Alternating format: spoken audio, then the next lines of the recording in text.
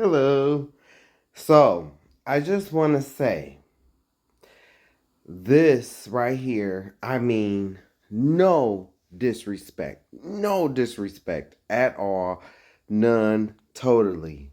Because Mortal Kombat is not only my favorite video game, which is I don't play video games anymore, but Mortal Kombat is my favorite video game. My favorite character is Katana. But I love Sonya too. But I'm using this as because see, I'm using this because I want to make a point by using this. I mean no disrespect, but Sonya Blade represents America. Sonya Blade represents America. And Bridget was beautiful here. Okay, I love I think that Bridget, she plays Sonya. This is Sonya. Okay, Talisa Soto is Katana. That's Katana. I don't know. I'm waiting for the new Mortal Kombat to come out. With Adeline, and I'm praying that she does a great job. But nonetheless, this really has nothing to do with Mortal Kombat per se, but it does have something to do with Mortal Kombat. So, um, this is America. Look, right? This is America. Okay? Do you see the similarities? This is the manifest destiny. Um, I have talked about this deity in multiple videos, right? So I'm making the connection for you. This is America, because countries are always seen as women and that whole thing, just like the church. And like I said, I know that, well, countries, they're given female characters, they refer to America as her. Like I know that there's men here, I know that I could have used Colonel Guile, from Street Fighter, or I know I could have used somebody, but no, because I want to show you. I want to show you where America is at right now with the people that look like her, male and female. This is where they at right now. Does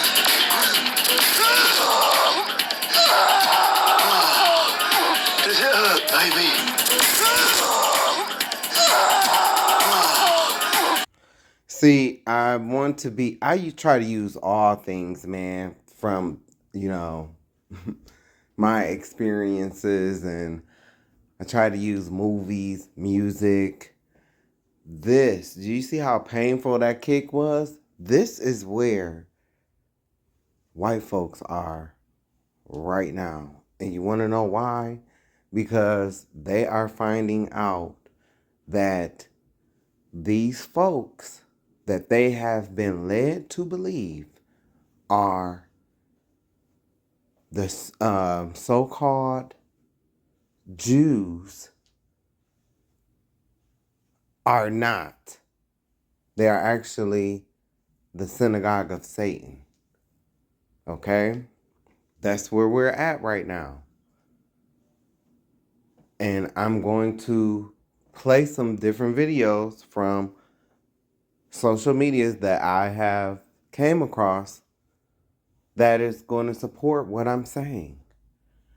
This is what I have been talking about. This is where we at. Where I am at, where I'm at, for a long time I was, like in a mine, how those carts, I'm sure everybody's heard of a coal mine before.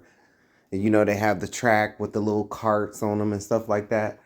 Well, imagine, it's a big hill and you trying to keep this cart from going down that hill. That was me for a long time. But I realized, hey, I can't prevent this cart from going down the hill. I can't prevent this snowball from snowballing into a avalanche. Turns into a snowball from into an avalanche from a snowball. Can't prevent it from happening. So let me get out the way, walk my little ass to the finish line. Cause I was already there. I came back to tell others, hey, this is what I found out.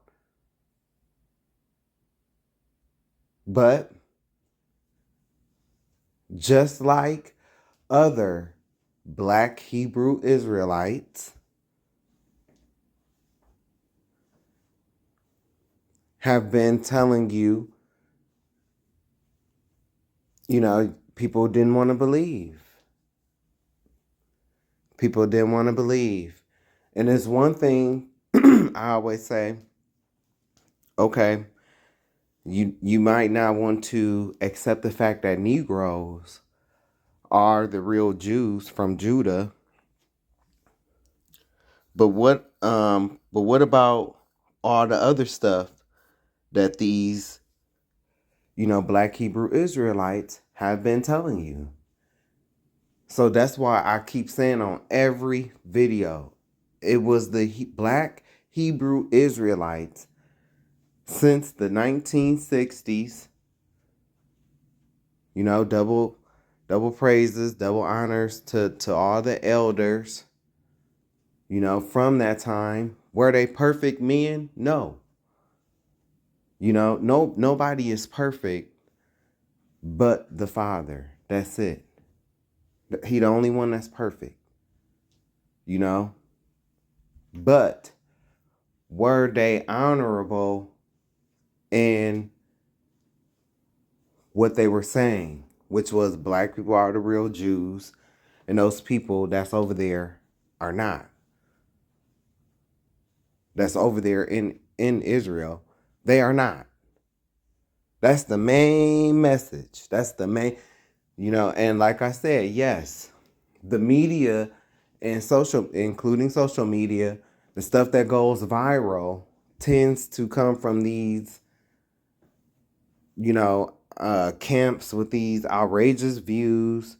They want to make people kiss their boots. I'm not down with that. I don't believe in that. You got some Black Hebrew Israelites who don't believe in Christ. They only believe in the Old Testament.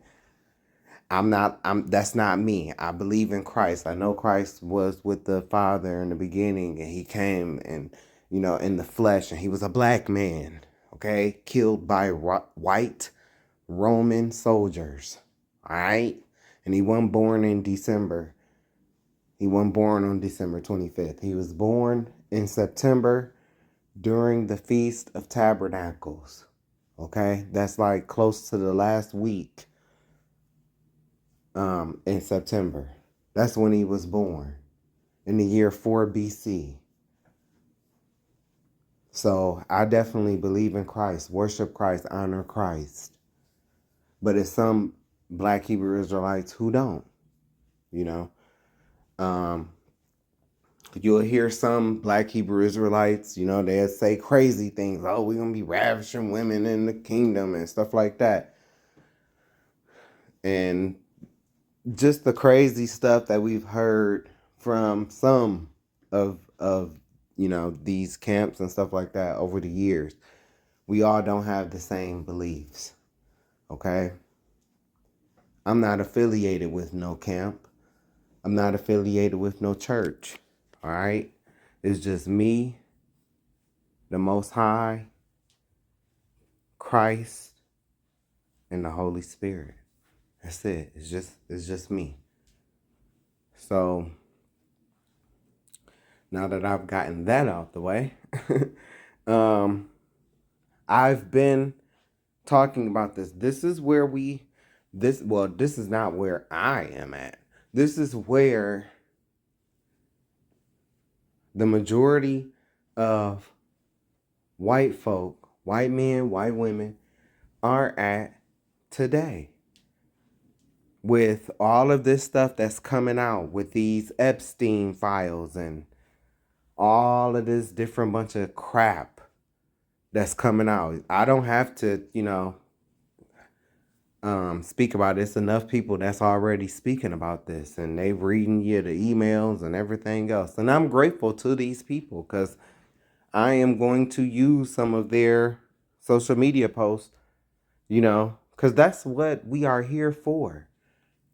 We here to share and share, not steal, but share. That's why when you see me share stuff, I show where I got it from, the page that I got it from, most of the time if it's available.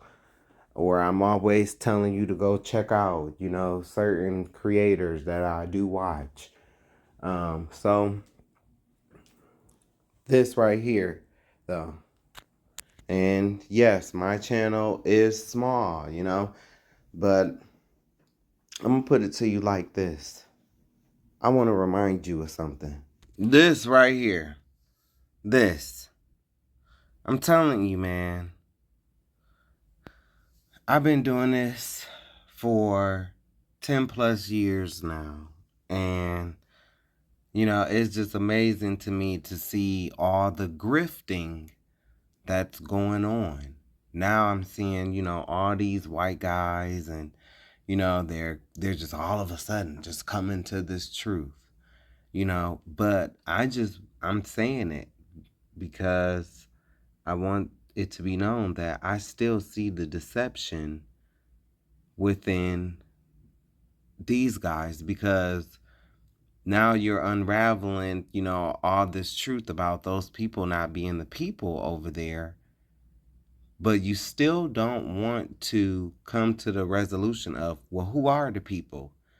And so some of them, they think they're slick, okay? Some of them, they think they're slick, and they think that, well, I'm going to just go, yeah, I see that, 1 + 1 = 2. I see all the evidence is pointing to black people, Negroes, but I'm just going to go with the theology and say that, it's about being a spiritual Israelite now. It's all about spiritual, when that is a farce, when it's a crock of BS, because Israel is a physical bloodline. And the church, what the church is doing, and I'm not talking, see, the black church, they not, they don't really get into biblical history and stuff like that, but I'm talking about the white, church and their theology. They come with this replacement theology where the church has replaced Israel, and that's a crock of BS. It's false doctrine. The stuff that I'm talking about, you might not like the way I talk. You might not like how I sound. You might not like the way that I say things, which is another reason why I use people's videos, because, hey, I get it. Some people, they don't like how I say things because, I'm a little bit harsh. But what I'm telling you is the truth. What I've been telling you is the truth. Now we starting to see all this stuff about 9/11 coming out, But guess what? They still not gonna do nothing to old Georgie boy. Just like they ain't gonna do nothing to Dump.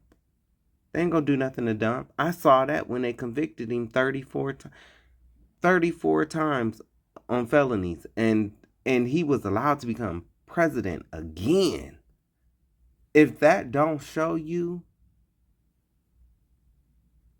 this, what we live in now, this is their kingdom, and it's crumbling, and God is doing this. The Most High is doing this. He's going to turn over all the stones. He's going to pull all the things that was done in the dark into the light. That's what he's doing.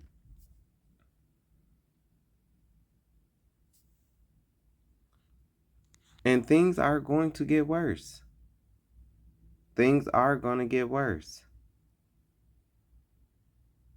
But I'm going to tell you, you see that? You see this? This is where I'm at, on this side to the left, right here. See, this is where a lot of you are at, because you still don't want to face the truth. And I'm talking about like a lot of these, white content creators. You still don't want to face the truth of who are the people. And for a lot of you, this is just a big grift. It might have started out as a grift, but then as you going along and you seeing like, yeah, okay, I'm making money from this, but hold on, this stuff is interesting. What is being said here? Pizza. Wait, what? So it catches you. It's literally, it hooks you. And it's like it's pulling you down this rabbit hole. Like, wait a minute. And so I was just sitting here thinking, hey, I don't know everything either. Because if it's one thing that I didn't see like some of these white guys, I didn't see them, turning to talk about that false imposter state like they are, but well, I didn't see it until recently, but I mean, it's happening. And so I feel like, no, I'm not at even though I said, let me go back to the finish line, no, but I feel like I'm close to the finish line because nobody has crossed the finish line yet until Christ come back. That's when we cross the finish line, y'all. And, but I feel like where I'm at, cause see, I know I don't care what nobody say about me. I don't care what nobody thinks about me or says about me. I'm not a people pleaser. I'm a loner type of dude. You know what I'm saying? And I don't have no friends, and I barely have family. No immediate family. A few aunt, well, one aunt specifically, or a few cousins that I keep up with. But other than that, no, I'm a loner. Because I realize that I can see things that others just either they can't, or they're not trying to see. They want to bury their head in the sand, to not see it. But I've always been able to see things, and see people and see through people, for who and what they are. And so, yeah, man, I be by myself. But what I'm saying is, the path that I'm on and me being who I am, this is the road less traveled. A lot of people, they wouldn't make it through the things that I have been through. And I talk about it in my last chapter of my book. This is what the church has become. That's why God is exposing these pastors, even the black ones, in these black churches, because they think that they're going to be raptured. But they not. They're going to go into the great tribulation, and a lot of them is not going to make it, And so think back to that last picture.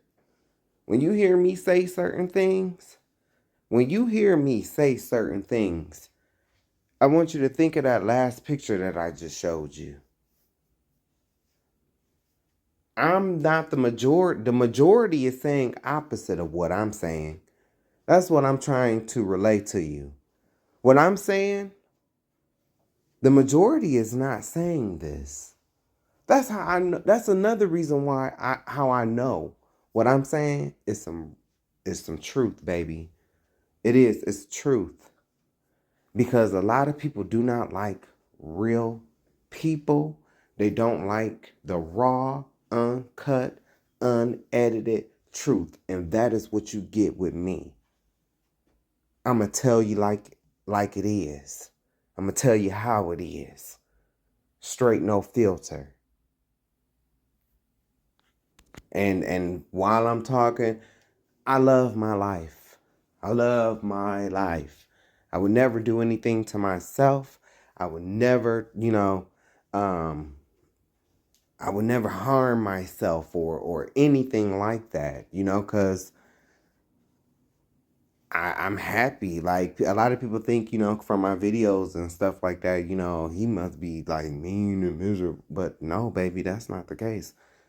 There's nobody around to like stress me out and make me mad and stuff like that, so there's definitely none of that. But I do understand that I have a mission, and the stuff that I talk about is what I talk about. And I've been talking about this stuff for 10 years, and there are others who came before me. These are Black Hebrew Israelites. These are the elders, and all praises to the Most High, double honors to the elders, especially the elders of the Gathering of Christ Church. And I'm not affiliated with them in any type of way, but I believe in those guys. I do. But I do also want to tell you that you don't have to get into a camp, and you don't have to get into a church. And I think that a lot of this confusion concerning Black Hebrew Israelites could be cut down if it wasn't so much, focused on camps and stuff like that, But anyway, this is where the Black Christian church is at today. Okay? To understand me, you have to, you have to look at, this is my page. This is what I've been talking about. This is, and you might, hey, I do not speak, sometimes I do not speak nice, because you might hear like this video, like I went in on this guy on this picture, I went in on him, but you don't understand from my perspective. You sitting up here voting for somebody who you say, oh, I voted for you because, you weren't a politician or you were a businessman or something. He said like that, you weren't a politician. That's the one reason why you shouldn't have voted for him. Because he has no experience.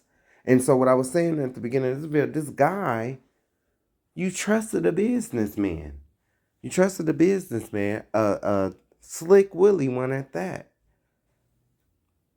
And you out here, you're not reading, you're not understanding what you are agreeing to. You sold on somebody's celebrity. You're sold on somebody's celebrity. And you out here making decisions, voting people in against my interests.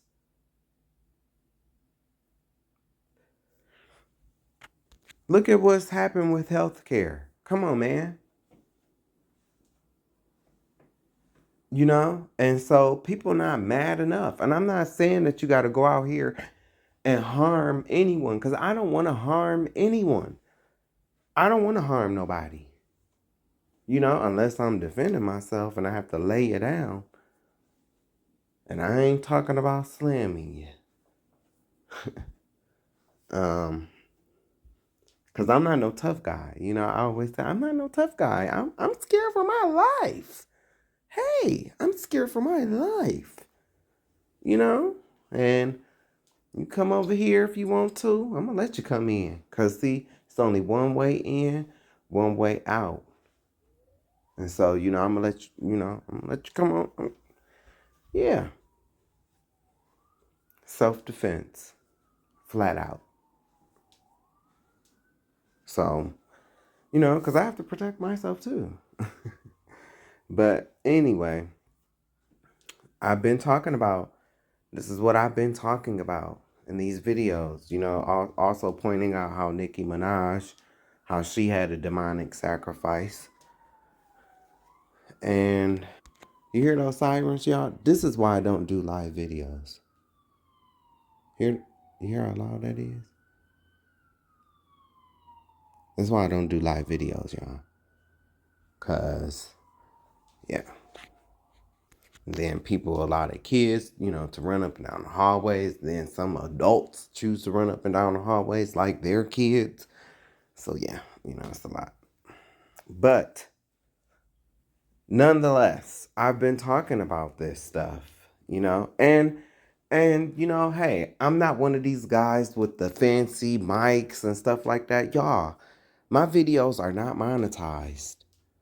My videos ain't monetized. I don't make no money off of this. That's how you know. I'm genuinely a content creator. I don't let other people, I've heard somebody say, "Oh, if you ain't making no money off of this, then what you doing this for?" They didn't say that to me. I was watching a video and they was talking about, but if that's your whole MO is to make some money, then baby, your heart is not in the right space. I do this because this was my way of showing my love to my people, trying to warn them on what's to come, trying to warn them on who they are. And not just heterosexual people, but homosexual people as well, LGBTQIA, because I wanted them to hear, especially the black ones, I wanted them to hear their history and the truth without them being bashed or without having to constantly bring up sexuality, because I believe that my people still deserve to hear the truth. And I believe white people also deserve to hear the truth because a lot of them have been lied to. Hence, why we are where we are today. That's why we are where we are today. And just hang out with me. I know, I'm kind of long-winded. I'm old school. I'm not a part of that 21% that's functionally illiterate. That's almost what? About 41 million people in the country. I think that's what I seen on the stat. And so I'm not a part of that because see, I wasn't a part of the TikTok craze and the whole Vine phase. See, that stuff was introduced to dwindle your attention span. That's why it was introduced. Like Blue said on Holiday Heart, a lot of y'all are like microwave bitches.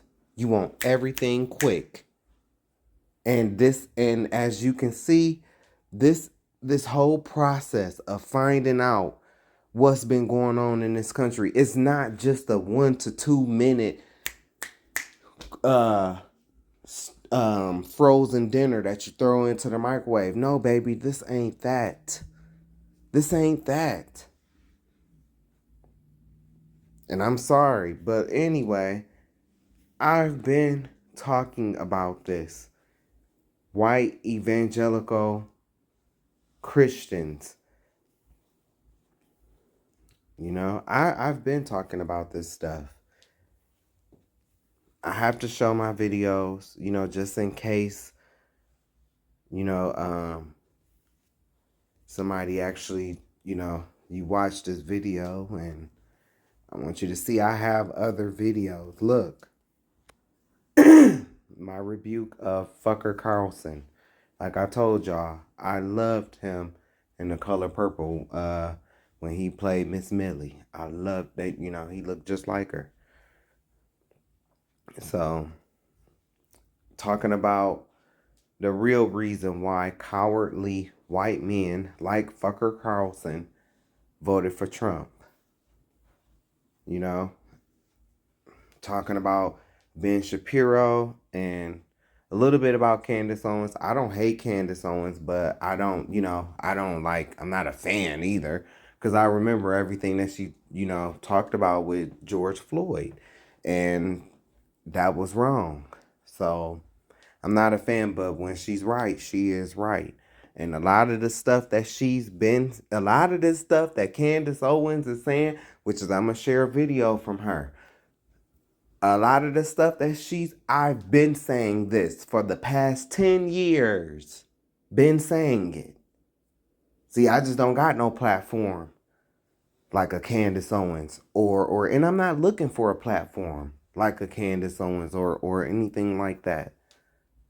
I'm a original content creator, like how it was back in the day before all this monetization and the ads and all of this stuff. I remember when YouTube was YouTube. And whether you could say my content is boring, you don't have to like how I talk. Guess what? When YouTube was started for people like me. So, yeah, let's talk about it. Now all these people coming over here, and it's no shade. I love Don Lemon Down. I do. He married a Jewish man, but and there's no shade against him, but sometimes I feel like, black people that marry white people, it's like they be wanting to talk about like how white people do black people, and it's like, baby, you married one of their ancestors, so you really don't got a right to talk, but whatever. Nonetheless, and then you see, and the only reason why I'm saying that is because a lot of them look down on YouTubers. When they was on a high horse, a lot of them looked down on YouTubers. They did, and I've said this in previous videos. Even okay, some of these white gamers out here, you know what I'm saying? They look down on them. Like, you know how some people, you make money off of playing video games online and streaming. When streaming first came out, I bet you all the streamers, they'll agree with that. These people that was in these, media companies and stuff like that, they're the old school way, and they look down on these people. But now look. Now look. So, but yes, I've been talking about this, and my videos, they're not like what you're gonna get in a typical Sunday sermon. Nah, totally not like that at all. I talk about these men like Marvin Winans, Marvin Sapp, Brian Karn. You see that? Do you see? Look.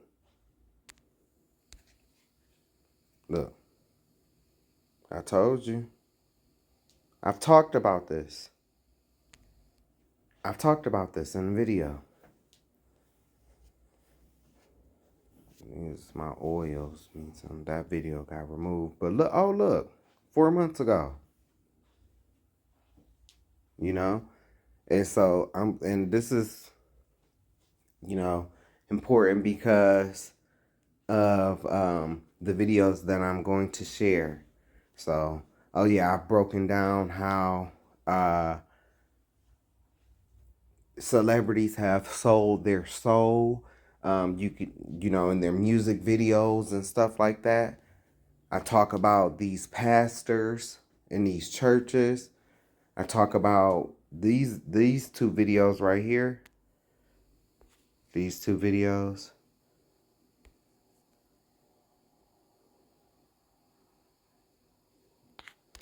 Those are my favorite two videos.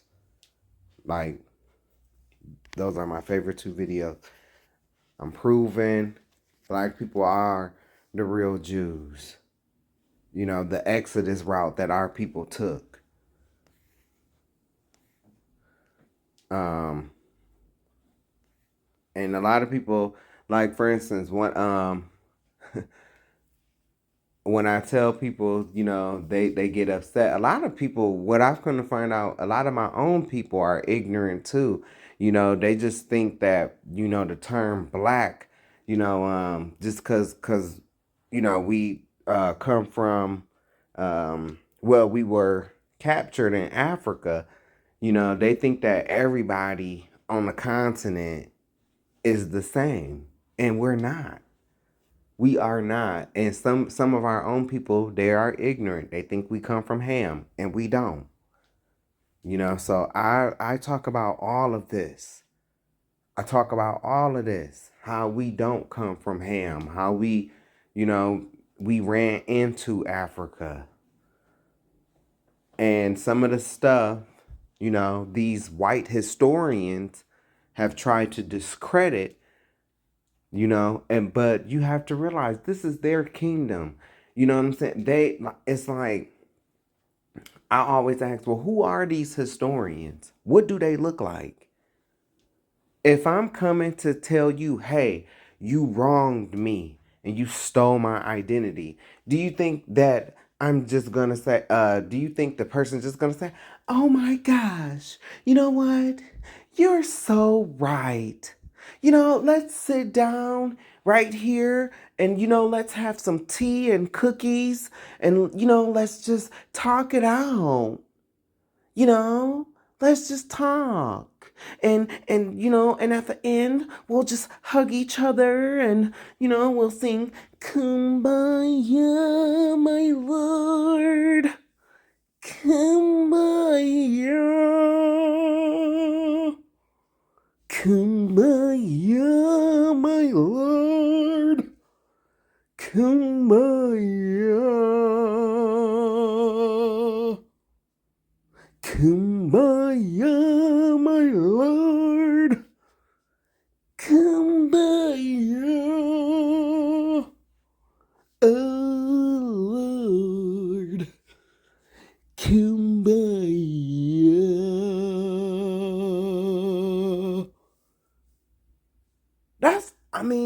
But I'm sorry, y'all. That is how you in the church, that's how you make God seem. That's how you make Jesus seem. That's how you make these disciples seem. And they were the total opposite from that. Total. And a lot of people in our people and in white people, you know, they think that, oh yes, you know, these people are just gonna say, you know what? Yes, you know, you're right. No, that's not how it goes, doofus. That's not how it goes. Like, these people stole our identity and they've benefited from it. And I've shown through my videos how um, America don't even recognize these people legally as the biblical Israelites from Israel.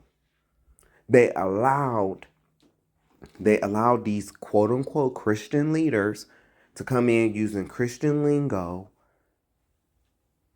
to fool mostly the illiterate population, because I've shown y'all people are not reading their Bibles at home. They're not as well versed in the Bible as you think. A lot of these black men, they're not as well versed in the Bible as you think they are. They not. That's why when I would come and I would say certain stuff, you know, they would look at me like I'm saying something foreign to them, and we read in the same Bible. And because they can't explain, they don't understand, and they see that I have a higher knowledge in the scriptures than them.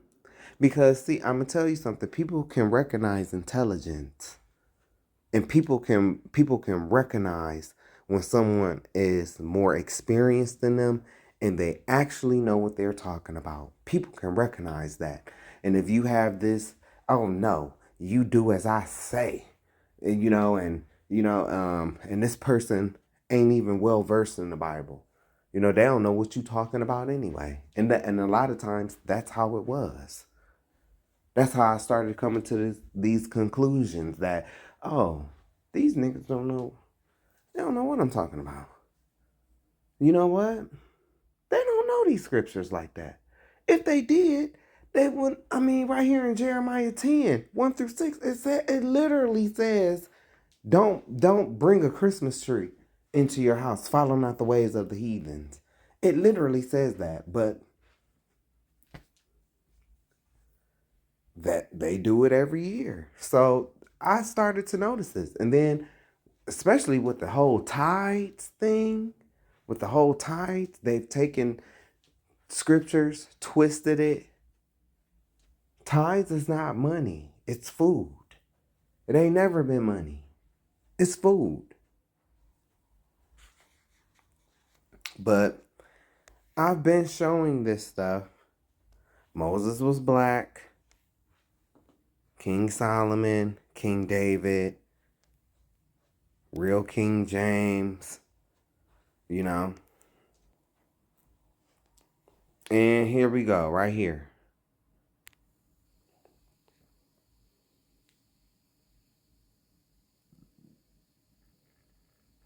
These two videos, right? These two videos, they started out as lessons on Facebook.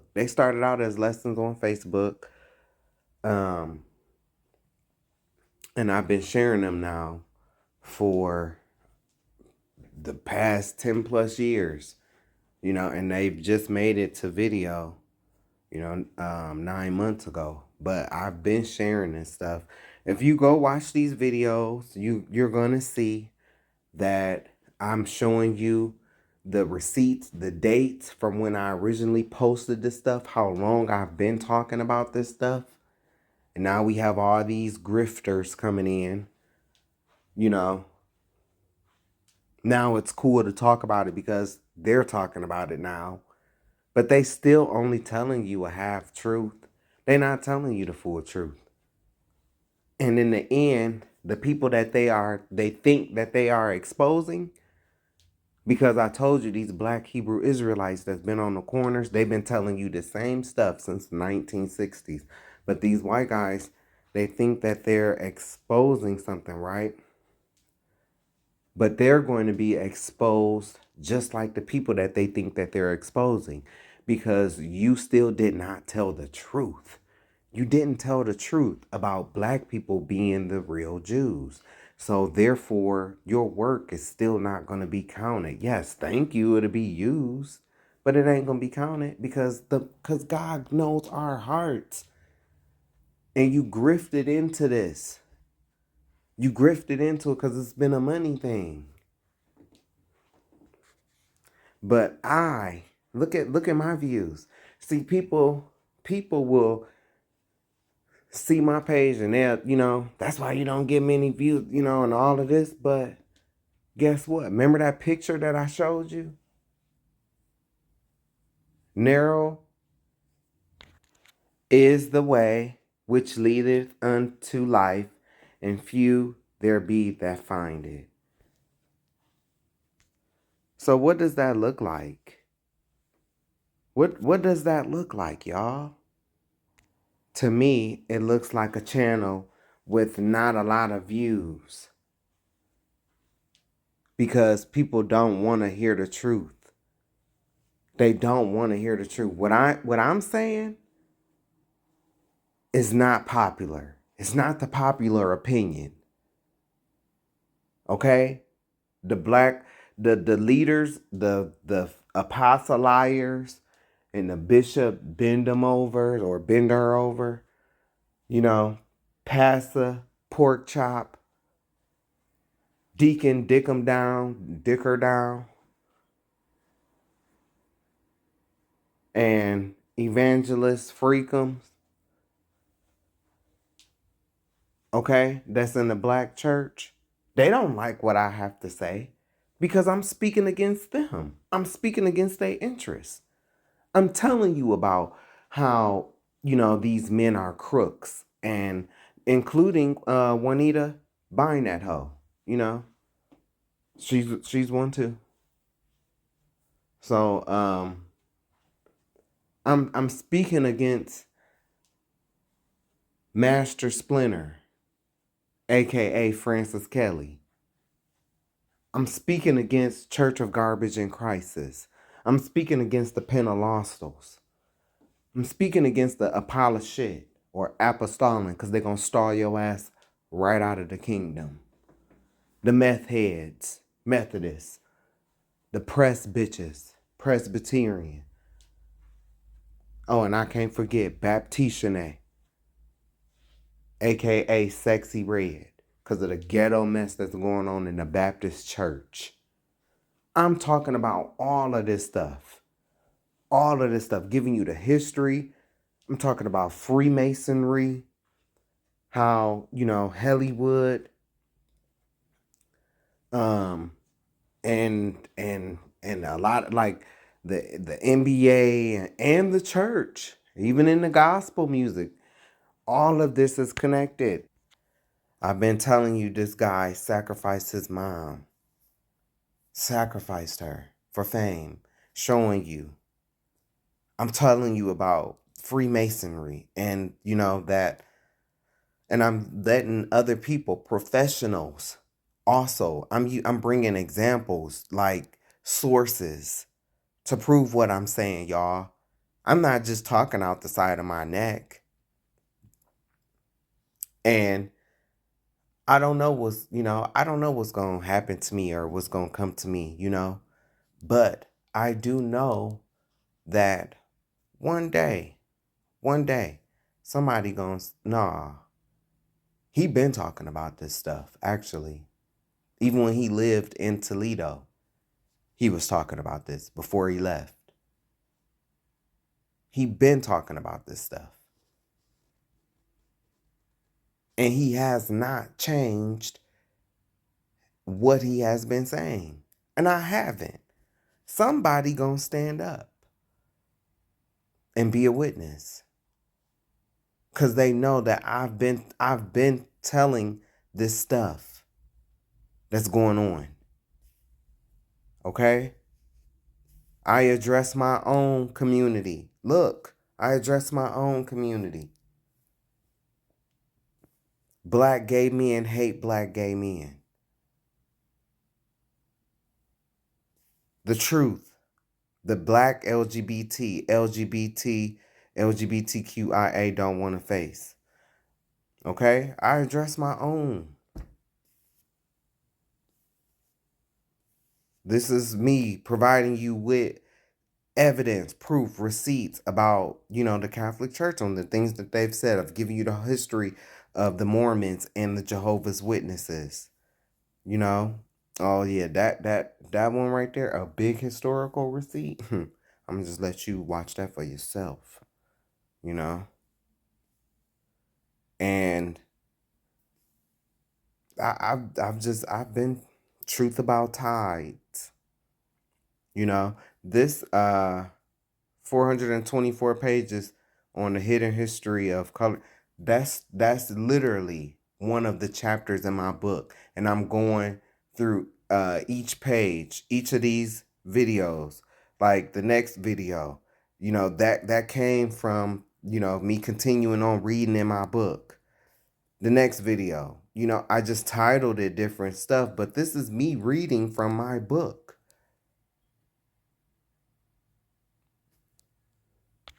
which is 19 chapters, 1,450 pages. And it's not just pictures, baby.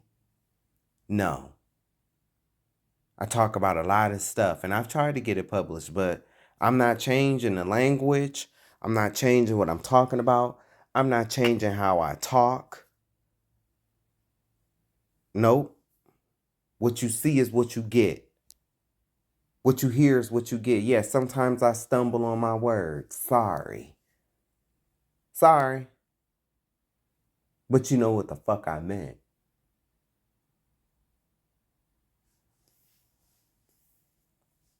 I talk about the truth about tithing. I just spoke on that. And then I talk about the silent oath among predators. You know, what's going on, the trafficking of young girls in the Black Christian church. And, you know, not just young girls, of boys too. And, you know, the buyout. Oh, yeah, I talking about welfare. You know, the rapture deception, how y'all not going to be raptured and you're going to go through the great tribulation.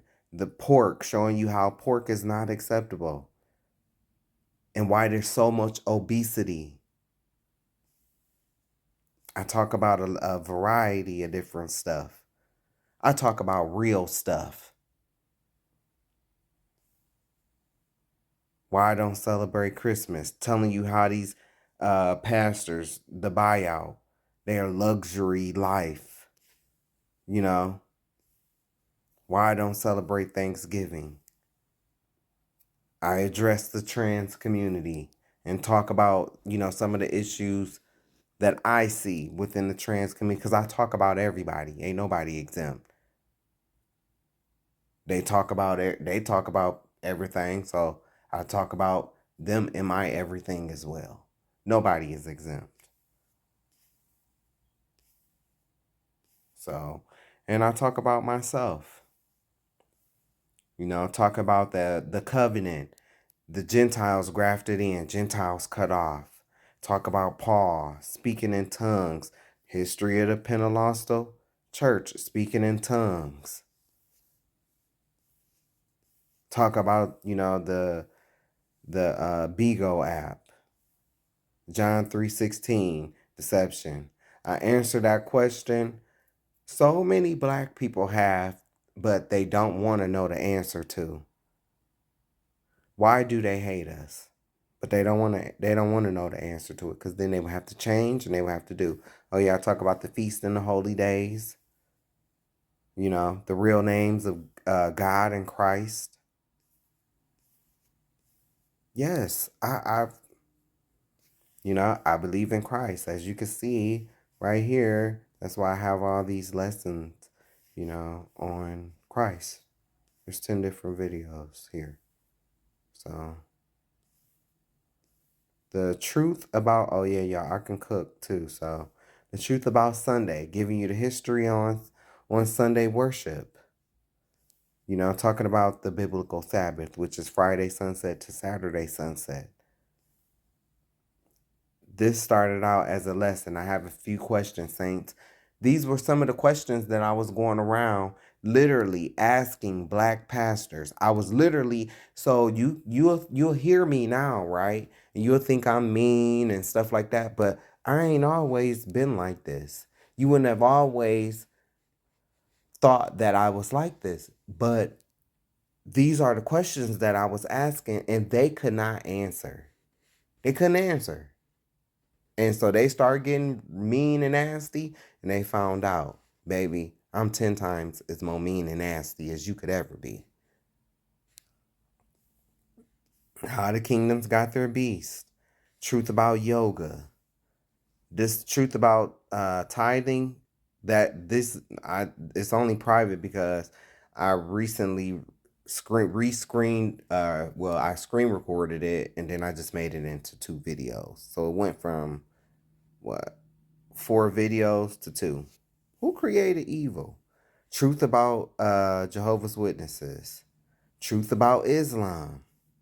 You know, as in the days of Noah. This is talking about the Great Flood, and also, you know, the truth about Sodom and Gomorrah. And then is me talking about my life. See, look, I talk about everything, man. and this is my life, my experiences. You know, my first video was talking about Martin Luther King and the NAACP. Now all these FBI files is coming out, right? But I've been talking about this guy. I've been talking, no disrespect to his family, no shade, but I've been talking about this stuff. So anyway, like I said, this this represents America and white folks. And there's no shade. Like I said, I love Mortal Kombat, love Bridget, love Sonya Down, and I'm not racist. I ain't made no laws or anything like that that's forcing white people over here and black people over here. You can't drink out of this water fountain. You can't go to this school, or you need to go to this concentration camp. I don't even want to see none of that. Even after all the shit that they've done to us, I don't want to see, them like that. And on my video, right, um, you will hear me refer to, there are regular white American guys, right? And I always say that. And they look like Charlie Kirk. They do. Rest in peace to him. They look like Charlie Kirk. They think like him. Fucker Carlson. White guys like that. You know. This represents them.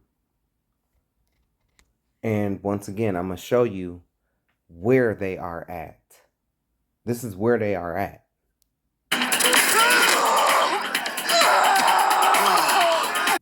What did this kick represent? This kick to the gut represented, and who's doing it? Who's doing it? The ew-ish. That's the one who's kicking them in the gut.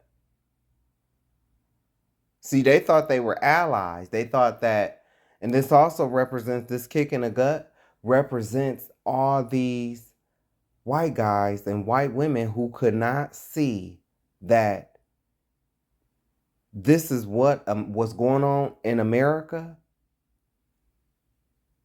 has been going on in America, but they thought that they were exempt.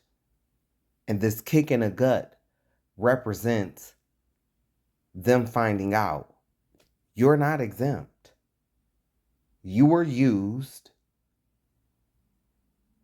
Because this is how it's gonna feel for them. A kick in their gut. When they find out how they were thrown under the bus, you were used by a group of people. And it wasn't black people, baby. You've been so focused on hating us, you never saw who was actually putting a knife in your back. That's why it hurts so bad. Because for years, you've had these feelings about us. We've been defending ourselves, and I'm not trying to make it seem like, hey, we're some, like we're innocent in this, because no, I'm never going to do that, because black people, you are the real Jews. We are the real Jews. We've never kept our end of the fucking covenant. Never. Never. We've never kept our end of the covenant. Never. We never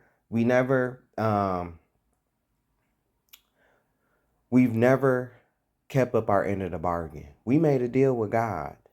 Now, see, y'all want to joke and laugh about it on social media. You know what I'm saying? I saw a guy today, and I love his work, because it only shows how creative black people truly are. This boy, he was reenacting Moses, right? Coming down off the mountain.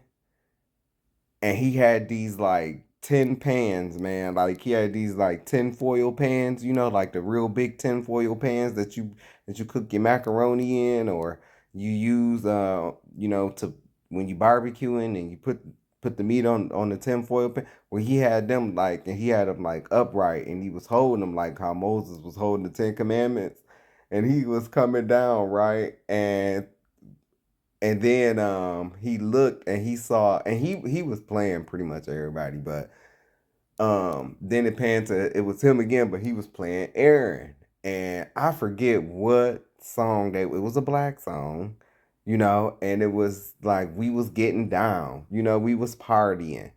That's how you know. That's how you know. Yo, so I found the video. Look at this, y'all. This how you know. This is how you know. This is about us. And people on in the last days, I'm sorry, I normally don't be liking to call people's names out, but people like Craig the writer who sit up here and say ignorant things like, oh, the Bible was a white man's book. You're gonna gag on Judgment Day. You're gonna gag. This book is a black man's book. It's talking about black people. We're the only ones who fit the curses that the Israelites are under. In the last days, it said the Israelites was going to be under curses. They was going to be scattered. Who scattered? Black folks. And it says that in the Bible. The one that, and so a lot of ignorant people, and that's one of the things, you could be so smart, you're actually dumb, you know. That's what I think about a lot of educated people. They so smart, they dumb, and they're gonna gag in the last days. They think that this Bible is a white man's book. It was written by all of their little excuses and the stuff that they're gonna find out. King James, the sixth and the first, was really a black man. He was black. So was his grandson, Charles the second. So was his son. His family lineage is still in England right now. They're going to find this stuff out. And they're going to gag. People take their anger out on a book. Their whole sentiment, oh, that book was used to enslave our people. Well, guns was used to enslave your people too, right? But that didn't stop you from carrying a gun. Guess what? The people who enslaved us, they lived in houses. That didn't stop you from living in a house, did it? So that's an excuse. But let me let this man cook. I like his content. I think this is somebody resharing his content. But that's his TikTok, and you probably find him on Facebook under that name too. But look.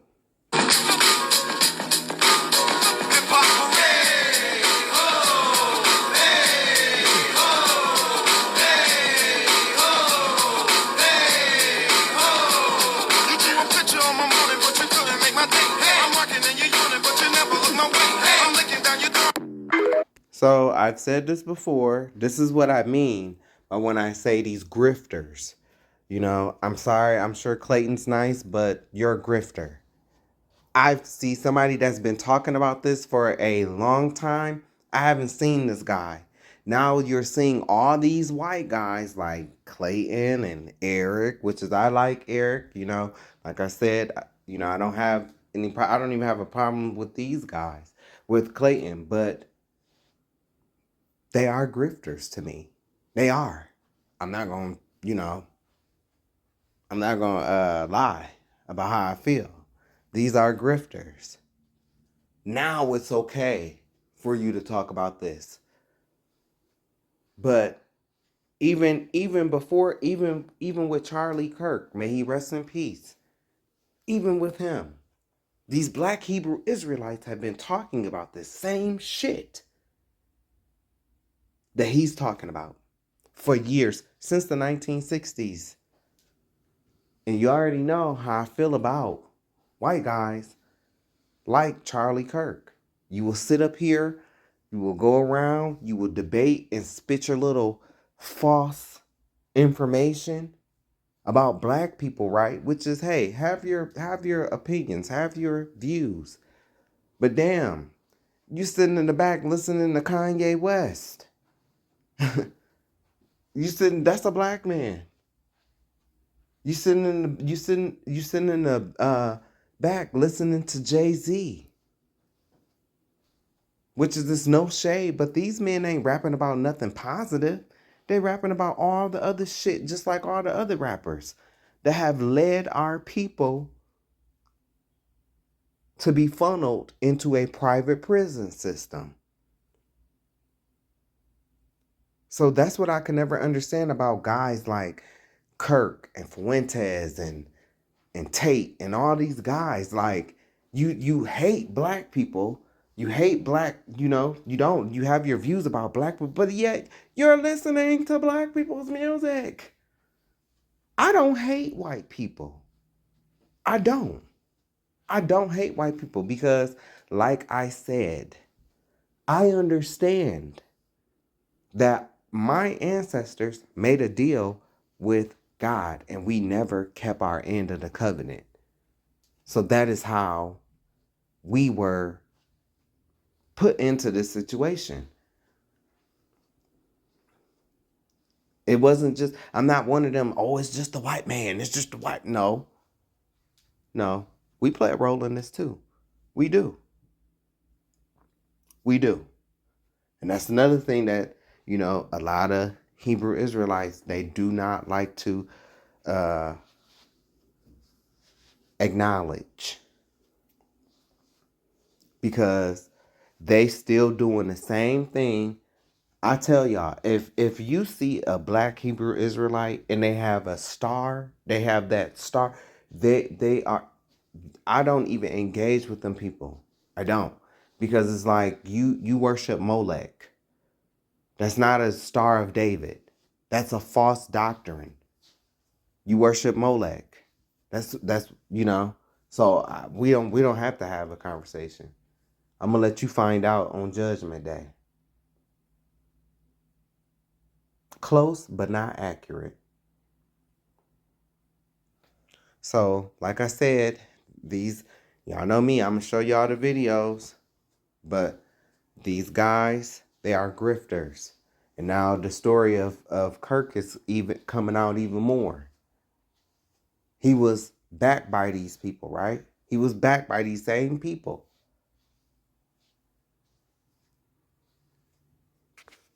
Let's go. Through this. We don't talk about Israeli politics very often, and most Americans don't know this. The last 9 months, Israel is on the brink of civil war. Oh, he's talking about just before October 9th. So starting in January of 2023, Charlie's about to reveal some deep stuff. It's not an exaggeration. This judicial stuff, there were hundreds of thousands of Israelis taking to the streets because Bibi Netanyahu was basically redefining the Israeli constitution. And these protests were happening up until October 9th. The biggest demonstration was scheduled for October 8th. Not an exaggeration, right? No. He said the judicial branch has too much power. There were protests planned this week against Netanyahu, where they anticipated tens of thousands of people to take to the streets. That's all gone, Patrick. Netanyahu now has an emergency government and a mandate to lead. Was there a stand-down order? There are some Israeli soldiers who claim that there was a stand-down order. Stand-down order? 6 hours? I don't believe it. And if you've been to Israel, you know that it is one of the most heavily guarded states, especially in the Middle East, if not the world. Israel's the size of New Jersey. When I took a helicopter ride from Jerusalem to the Gaza border, it's 45 minutes. 6 hours. They're live streaming the killing of Jews. Did somebody in the government say, stand down? That is a legitimate, non-conspiracy question. It's a good point. If you can get there in a helicopter in 45 minutes, why would it go on for 6 hours? How could it go on for 6 hours? The whole country is the IDF. Yeah, they have to serve in the military, I think, for 2 to 4 years. The whole country is. But the fact is now Bibi and the Israeli hard-right government has a mandate. I gotta be careful the way I say this. Unfortunately, he wasn't careful enough. They're going to try to ethnically cleanse Gaza. Oh, they're pretty much there. I mean, I I don't use that term lightly, okay? They're talking about basically removing 2.5 million people from there, okay? I got pretty close to there. And honestly, they have a mandate to go seek justice and revenge. They do. We're going to talk about the Hannibal Directive, possibly? This idea that they need to have a truce or a peace treaty, that's morally crap after you see women and children be burned alive and dragged to the streets. Could be by their own people, too. The Hannibal Directive's out there. Just saying. But there are some serious questions here, Patrick. And let me tell you, my pattern recognition over the last 5 years... Well, hold on. Pattern recognition is racist, so you can't use pattern recognition. Not allowed to do that. Yes, that was sarcastic. ...has become pretty sharp. COVID, Maui fires, Epstein. When I see a story and it doesn't click, our guts are usually right. Not to mention that he was losing Jewish donors. He was saying stuff that were pissing off Jewish donors. I mean, check in with your gut. And my thing is, okay, you see his hand, right? Clayton, why are your hands in this formation? Are you a part of the Brotherhood? Are you a Freemason? Why are your hands formed like that as you're talking? See, this is what you got to look for. This is what you have to look for. Look at his hands forming that, his thumbs and his pointer fingers.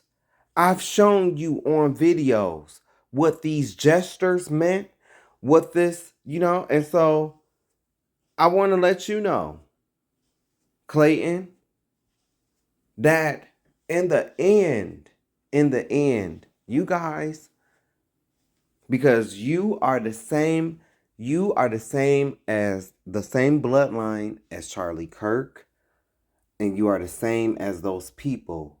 All of y'all come from Esau. All of y'all. So that's why I say I take this stuff from these guys with a grain of salt. All of that stuff, none of that stuff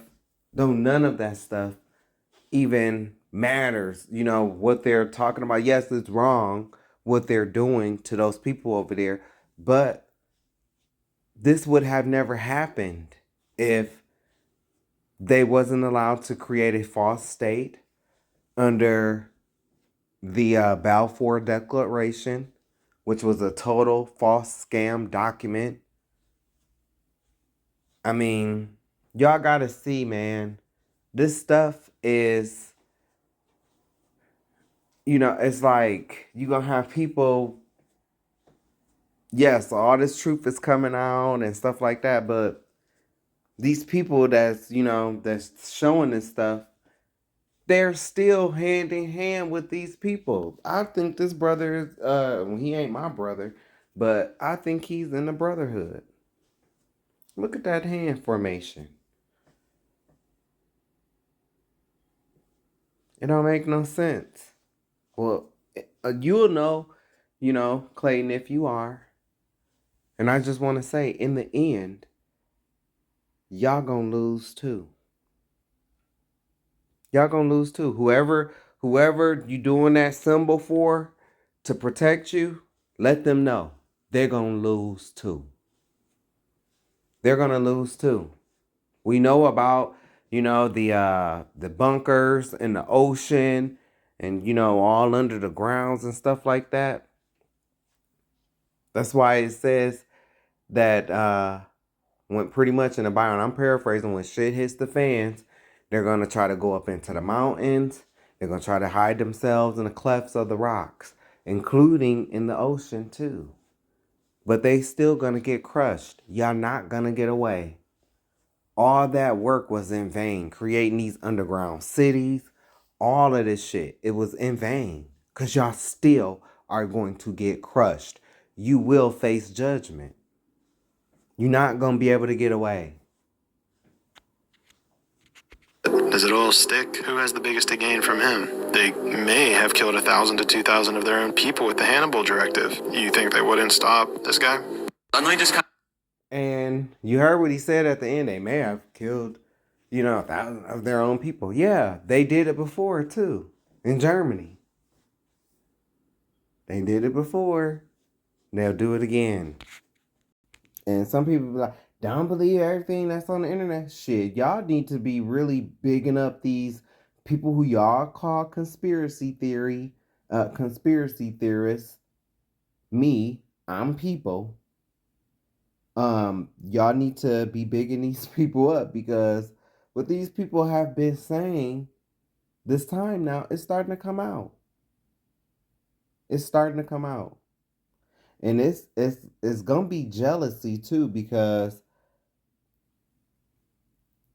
you have people that were chosen and people that's not chosen.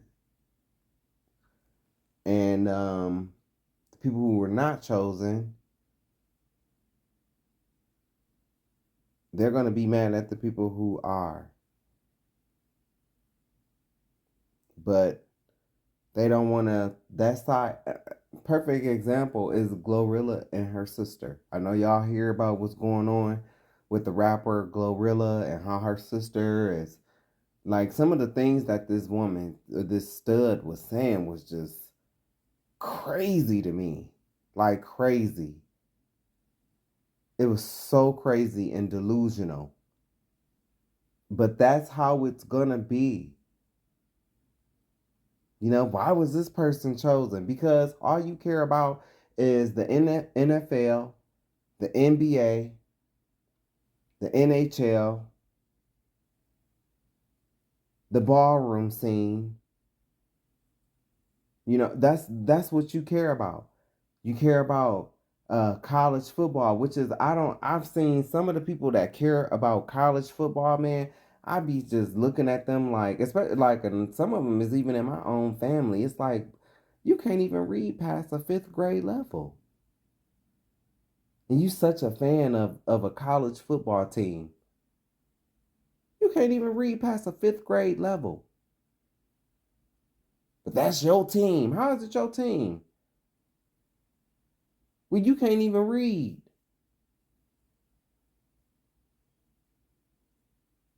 I'm serious, man. It's just I never could understand, like, for where I'm from, they have this Ohio State and Michigan um game, right? And it's like this big, and it's like some of the people, bro, it's just like you shouldn't even be concerned with anything considering college. I mean, like, you're not educated, like you you don't want to know nothing, just proud to be ignorant and dumb. The total opposite of somebody of a collegiate level. You the total opposite of that. But that's a go blue, right? Fuck out of here. Shit, for a lot of these motherfuckers, yeah, it's your team until they ask you to work out with them with your fat ass. And that go for all these sports teams. Like, I mean, and not just the sports field either. It's the same way in these churches. People in politics, people are just so mesmerized by celebrity. You know, they allow these celebrities to get away, quote unquote celebrities, to get away with anything. And they just mesmerized. The stuff that Dump is doing, the stuff that Dump is doing in office, if Obama would try to do this, they would hang him. Literally. And I've said that on other videos too. But because it's a white man, they ain't gonna come against him. They ain't gonna do nothing to him. Just like it's slowly, I'm gonna show you on some more videos. They talking about 9/11. I've been talking about 9/11. They could literally come out and say, you know what? We know that old Georgie boy has some. They ain't gonna go arrest him. They ain't gonna do nothing. Just like the Democrats ain't did nothing. All you hear is, yeah, I think the election was rigged. I think the election was rigged. But ain't nobody doing nothing. Because they're complicit. Careful Charlie, says a TPUSA donor in a series of threatening messages right before he died. Now, Canazones revealed these texts on her show yesterday, but didn't tell us who sent them. But through the power of decentralized journalism, we have figured it out. Shout out to this account, Brave Report. They were the first to dig up this video from a Zionist donor named Lori Cardoza Moore, who basically retold the exact same story, had the exact same gripe as the text that was sent to Charlie Kirk. This is going to be the smoking gun. They write, God warned us in the last days that he will wipe out the descendants of Edom because they stood by while their brother Jacob/Israel was held in captivity and did nothing. So here's why that passage is important, because when most people cite scripture as far as justification of U.S. support for Israel, they usually cite Genesis 12:3, which is interpreted as those who bless Israel will be blessed and those who curse Israel will be cursed. That particular passage is much more rare. So I did a search for that passage and I was able to find this podcast. One of my favorite scriptures to go back to when I speak with Christians who espouse this theology or this doctrine, God told the prophet Obadiah that in the latter days he was going to wipe out the descendants of Edom because they stood by while their brother Jacob, or Israel, was held in captivity and they did nothing. That is. But okay, so that scripture is true though, right? But that lady, I don't know her. The one that's speaking, if she's thinking that she's a part of Jacob, that's where you're confused, ma'am. You are not of Jacob's seed. You don't come from Judah. You don't come from Judah. You actually come from Edom. You actually come from Edom. A lot of those imposters, they look just like Charlie Kirk and these white men. But they'll say, oh, no, I'm Jewish. No, you're not. You are, ish. But you're not a Jew. You converted. You weren't born. Your bloodline does not go back to the Israelites that walked out of Egypt. And they know this. They know this. Okay, almost word for word what the text said. Charlie Kirk finally responded after 4 months to my question about his view of isolationism and how it is fueling anti-Semitism. And in Charlie's... This lady. So and look, I think she even has, the red hair. You come from Esau, ma'am. You come from Edom. And this is why it's going to be so, like, their judgment, the people that look like her, their judgment is going to be hilarious. Because it's like, wow, you really believed your people's lies. You really believed that you were these people. That's asinine to me. Like, I mean, that's hilarious, but it's asinine. Like, when did you start to believe your own lies? Oh, it was when nobody challenged you, because the black people that's in the church, they don't read their Bibles at home. They follow what their God in the pulpit says, and they hang on his every word. In the end, see, because a lot of black Christians, they'll get mad at me for saying that, but in the end, you're going to see what I just said was correct. Because had you really been reading your Bibles at home, you would know this. You would know this stuff. You would know it. If you really read your Bibles at home, you would be standing there scratching your head. Well, I thought my Bible says that when Israel was brought into the land, that there shall be no more study of war. All these people been doing is war. So is my Bible lying, or is these people lying? And I know my Bible ain't lying. I know what the word of God says. But them black Christians, they don't. They don't know. And many of the white Christians don't. I've literally shown you people with white people with worshiping snakes in the church down in the South, in Tennessee and other places like that. These people don't know scripture. They don't know. You know, the church down there, and white men, they worshiping snakes, holding snakes, you know, but somehow they missed the Bible verse that said, don't hang a nigga. Don't eat your brother. Because you know they ate Nat Turner, and they used to eat us. But somehow they've missed those scriptures. Don't hang a nigga. Don't tar and feather a nigga. And don't eat a nigga either. They missed that. Oh, but they got that. Ye shall take up serpents. Scripture down packed. I've been showing you the hypocrisy within the church, whether it's on the black side, whether it's on the white side, and I've been showing you the hypocrisy in shit like this.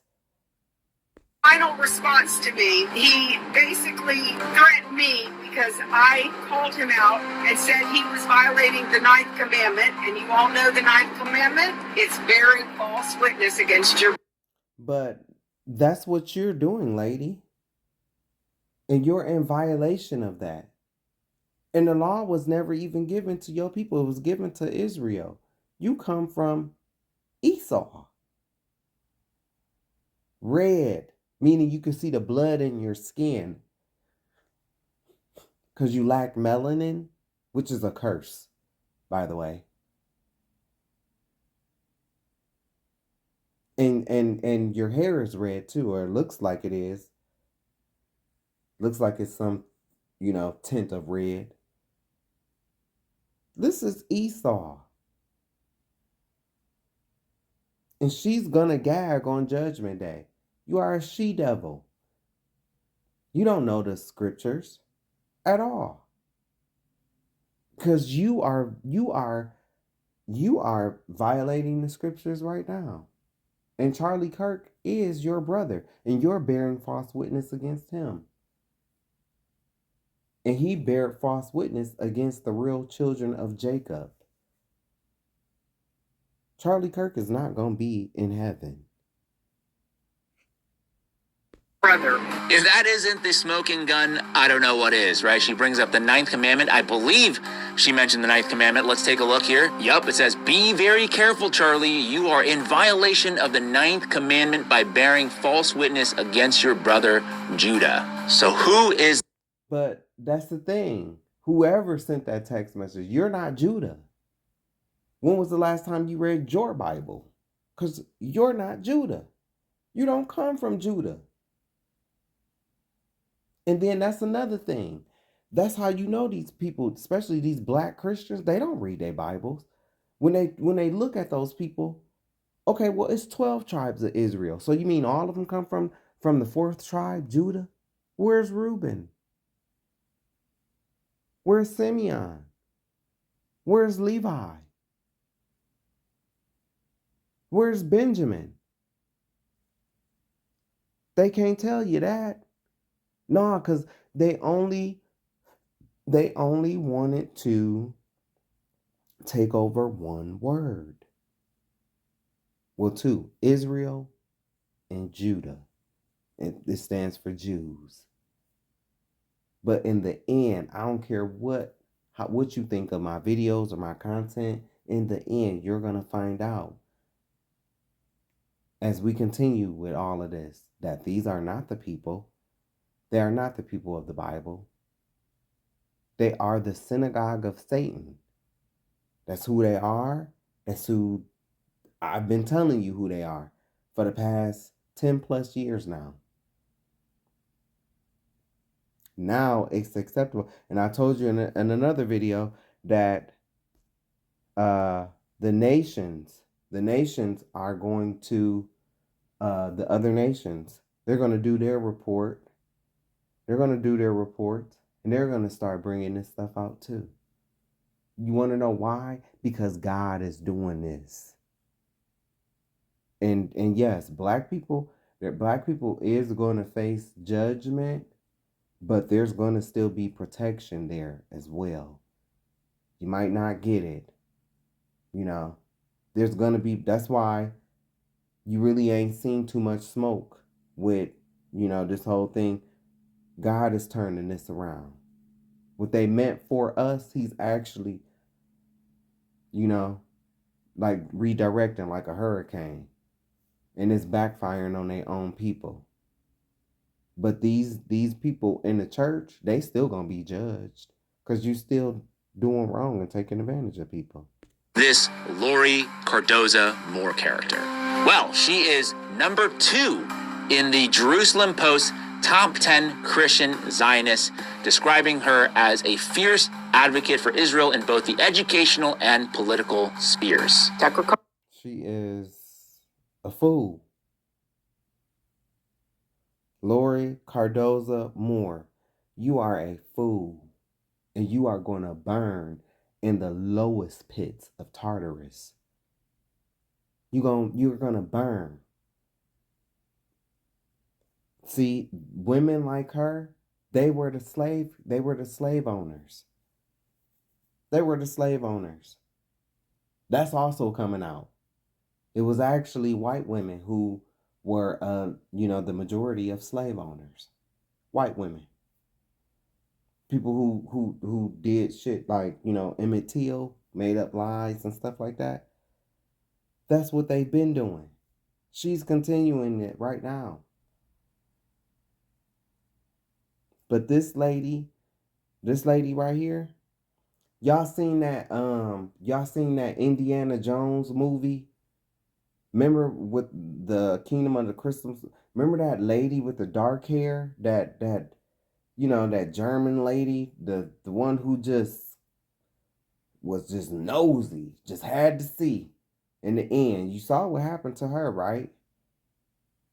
When she had those skulls and they all came together, that's gonna be her end. Not saying like, she's gonna meet aliens and stuff like that, but I'm saying she's going to be consumed in her own lies, in her own deceit. She's a Jezebel. Carlson, Candace Owens, look at the things that they are saying. There's even people have started to raise concern about Charlie Kirk. He's made some isolationist comments about, supporting Israel as well. Hold on a second. People are raising concerns? I think it's maybe you who is raising the concern, allegedly. You better be. But now we're going to go back in time, and I'm going to ask you who you think did each of these huge events, okay? Mm-hmm. The killing of MLK Jr. That was a CIA operation because they considered him a dangerous communist, but the FBI was bugging in churches where he was giving some of his speeches in churches. They were bugging the podiums and following him around. He was a top target for elimination. JFK. I think that was a CIA hit, and they may have employed some mafia connections to carry it out because that was their mafia assassination program. Exactly. LBJ was very. But when you do the research and you dig down the rabbit hole, you're going to find out there's ill-ish money involved. Because they play both sides. That's what everybody is finding out. And I've talked about, like I said, MLK on my channel. I just showed you the video. He was bought in like Gandhi was brought in to make his own people docile while the government beat on the people and, take their rights away. Involved in all that in Dallas. And so he was an evil man. He was an evil man. Okay, what about Pearl Harbor? They knew the attack was coming. They knew where it was going to happen in Pearl Harbor and when. And they told no one, and they let it happen on purpose. Who was they? Who was they? It's either the CIA or the FBI, one of the two. And it's the same with 9/11. One of those two, I can't remember. But one of those two had information 6 months before it happened. They had information 6 months before. And they let it go down. The commander of the Pacific Fleet. I would say that's a pretty credible witness. So, yeah. That was a false flag. They've admitted that. They admitted they heard it was going to happen. And, how else were you going to get Americans to be on the side of this war? That had nothing to do with us. Which brings us to 9/11. Right. Admitted they heard it was going to happen. And, how else were you going to get Americans to be on the side of this war? That had nothing to do with us. Which brings us. That's the key point, y'all. That's the key point.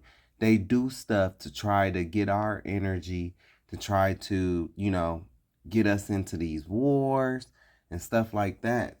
And people just fall for it because of the celebrity of a dump, And this country, it's gonna be people that's gonna follow him. It's gonna be people that's gonna follow him to the end. And then when they get to where they're going, because their leader said he wasn't getting into heaven. When they stand in judgment, they're going to try to blame everything on him. That's when the spell is going to wear off. You see where you've landed yourself? How did I get here? How did this happen? That's the spirit of Americans. They love two things about Americans, especially white folks. They have the spirit of, oh, she'll never sink. She's unsinkable. It'll never happen. And where's that bitch now? At the bottom of the Atlantic Ocean. Glub, glub. But the spirit, she'll never sink. That's how Americans are. Stupidity. Then they say things, even God couldn't sink this ship. Where's she at now? That's another reason how you should know. Those white folks ain't the people. White folks are Gentiles. They're heathens. They don't know the power of God. That's why in the book of Obadiah it says that the pride of thine heart hath deceived thee. That's what that means. And then the other one is the, how did this happen? When? Americans love to act like that. And that's going to be part of the spirit when shit really hits the fan, when everything is over and done with. And these people can't blame nobody else but their quote unquote leader,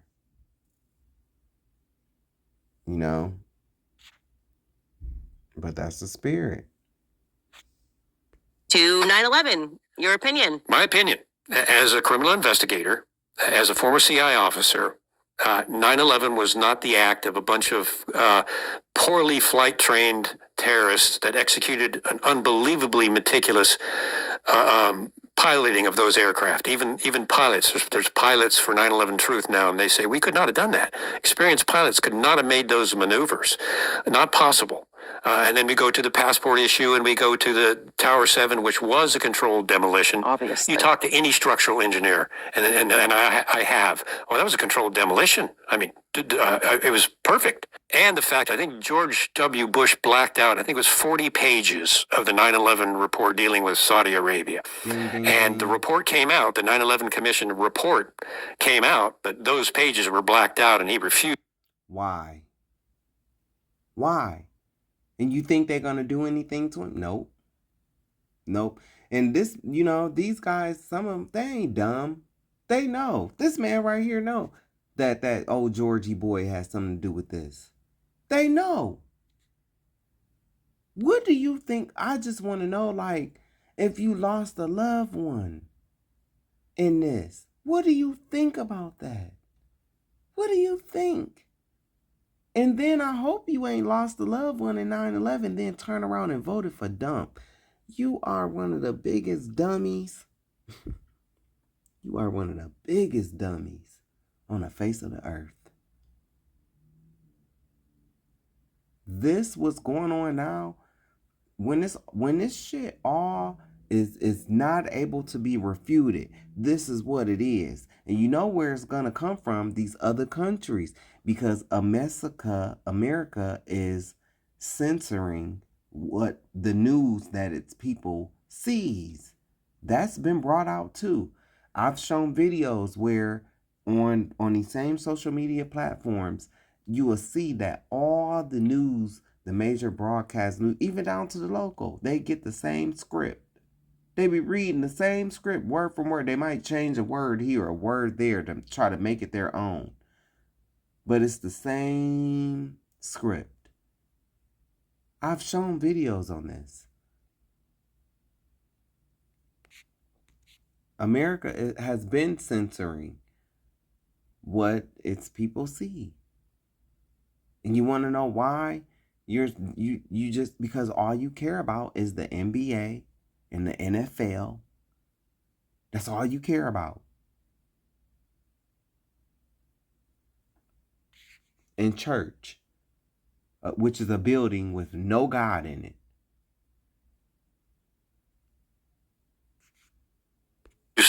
To unredact them. So what? Wait a minute. This report was supposed to be for the American people on what happened, and you blacked all these pages out? What in the world? I do not think that it was a bunch of poorly trained or untrained terrorists that did it. I think there was another source behind it. I think it was intentional. And I'm going just from a criminal investigative. Now, I originally said, and I still do believe this, that, those Saudis was involved in this. But now, I've seen some people that's saying that the ill-ish people might have something to do with this too. And it could be true. It could very much so. I don't rule it out. I don't. But I do know that from what I've seen, old Georgie boy and them Saudis, they all up in it. That was a sacrifice. That was a sacrifice. And that started a downward, it started a countdown. It started a countdown while you were being mesmerized by the NBA and the NFL and all that bullshit. I was sitting here telling you this. And, they told me I didn't know what I was talking about. I'm crazy and this. But in the end, we're going to see. We're going to see. Perspective, just looking at the evidence, what evidence we have, that was an intentional act. And it would fall right into the MO that you and I are talking about. Horrible event, because the human life does not matter to the shadow government deep state, or especially the CIA. It does not matter. They're pawns on. Especially when the people the ones that he's talking about, the shadow, especially when they think of you as going, as cattle. Their chessboard. They don't care that 3,000 people were horribly killed that day, but it achieved the aim of gutting the U.S. Constitution, bringing in the horrific Patriot Act, giving the CIA unthinkable authority for secret prisons and torture beyond waterboarding and secret renditions and all of that. The FBI, the ability to spy on Americans, came out of the Patriot Act. So it was the perfect national security state energy. Man, I hate these fucking ads. Now, all of a sudden, now we starting to see all these ads on these YouTube videos. I mean, but it's to be expected. America has become a corporation. You're starting to see it. It's in the fabric of our everyday lives. You can't even go through YouTube videos now without seeing ads. It's just, I hope the next social media company, they don't follow this. No, we're not plaguing our users with ads all throughout the videos. No. Yeah, and then he, he double knifed us, the old Georgie boy, with this old Patriot Act. It's just, man, people have been getting screwed for the longest. And I'm reminding you of that kick. It came from men that looked just like you. It didn't come from a black person. It came from men that looked just like you. But the shady part about it is you'll have a group of you who will do everything in your power to try to put this on black people, so you don't have to face yourself. which is the real problem in America. And I'm speaking to white people, white men specifically, that look like him. Now you're starting to see who the problem is in America. It's these people that's walking into these churches, having fellowship with the people, and then, blowing them away. This video is going viral on Twitter right now, but not for the reason you might think. This is a professional, controlled demolition of this skyscraper somewhere in the United States. The problem is, many people notice a similarity to it in regards to something that happened 24 years ago. Here we have a lesser known angle of Building 7 on September 11th. That one didn't get hit by a plane. They said it was from fires. But the fires in Hong Kong, 7 towers caught fire. They burned for almost 48 hours. And none of them collapsed at free fall speed into their own footprint. Now, officially, it happened to happen, man. A fire can weaken the structural steel. Don't worry about what architects and engineers say, but fires apparently can cause it to drop just like that. For the first time, though, in recorded history. Now, I would have expected something bigger to come from this, now that it's been 24 years. But seemingly, many people are still sleeping. Again, the Hong Kong town. And I've shared video in the past about the guy, I think it was named Larry Silverstein. I've shared pictures in the past about how he changed the insurance, and he really came up throughout this whole ordeal. He came up big time. But once again, because of who he is and the protection that's there for America has been getting shafted for years, man. But hey, it is what it is. Welcome to the party. Now you're starting to see for yourself. Now it's okay to be conscious. Now it's okay to be woke. Men that look like this have taken that too. It's like anytime we say anything or, we're bringing out information, they try to shame us. And then they take it, repackage it, come out, just saying it's slightly different, but it's still the same meaning, same concept. It only shows that even in this, you want to be the first ones to make it seem like, oh, we're presenting this information, but no, you're not. Nice video. Great references. But I've been talking about this for quite some time. Because I also talked about this. This is from my Google Drive. I've been talking about this since 2016. That was 10 years ago. Because you definitely need to hear it from somebody that looks like you. Remember, I told you the kick in the stomach. The kick in the stomach. This is the kick in the stomach. Middle Passage, white people. Slavery, white people. Jim Crow, white people. Lynchings, white people. Trail of Tears, white people. Wounded Knee, white people. Asian internment camps, white people. The vast majority of gun violence, white people. Do you see a trend? January 6th, white people. Ahmaud Arbery, 3 white guys. George Floyd, white guys. The felon in the White House, a white man. You see a trend?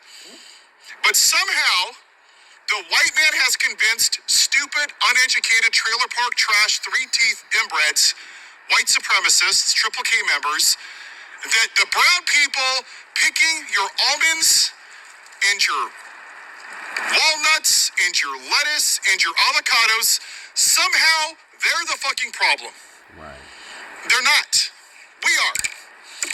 And until we grasp that, We can blame and sit here with all of these left bro podcasters and the Pod Save America and the Midas Touches and talk about, oh, it's the cost of eggs. It's the cost of gas. Fuck it is. No, it's not. Why haven't we had a woman president? Why did we go from a black president to the most corrupt white man in the history of our country? Hello.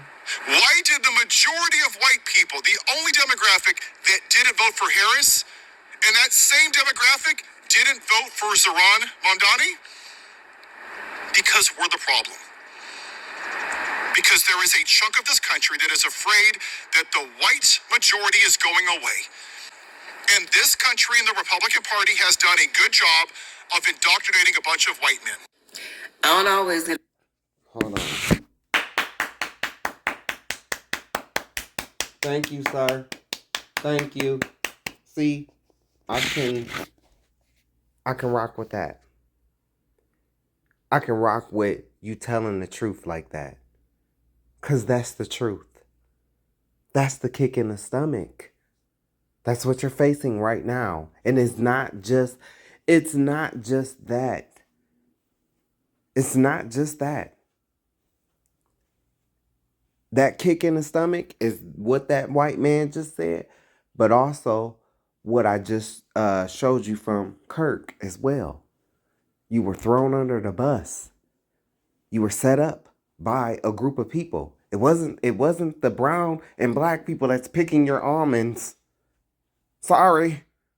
I know that's who you want it to be, but it's not. It came from people that look like you. It came from people that look like you. And this whole time, you could see it. You could see it. But you didn't want to acknowledge it. And you didn't want to admit it. Because you thought that, oh, as long as it's just against them, it's okay. Now, the chickens are coming home to roost. And now you want to come to all these realizations but I'm telling you, what you are going through is that kick in the stomach that I just showed you from Sonya Blade. That's what you're going through. That's what this feels like. And all of this, discrimination against white people and stuff, that's just you trying to save face. Because you don't want to come to terms with, hey, yeah, I know, pretty much everybody took part in slavery, but, I don't want to accept the fact that I took it too far. That, yes, everybody participated in slavery, but I created something called American chattel slavery. That's a difference from even what the quote-unquote Northeast Africans, who are not the same as Negroes in sub-Saharan Africa, but I even outdid them and the Arabs. That's why you have all of this going on. Because these white folks, some of them, do not want to face the facts and face themselves and face what their ancestors did.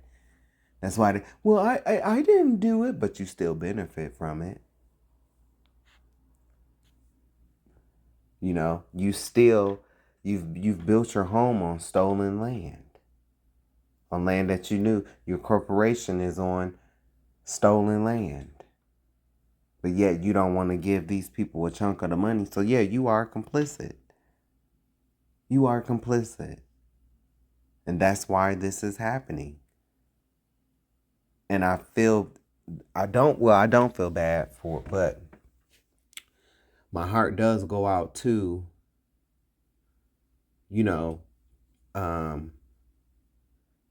white men, like the guy in this video, who we'll come to this revelation, right?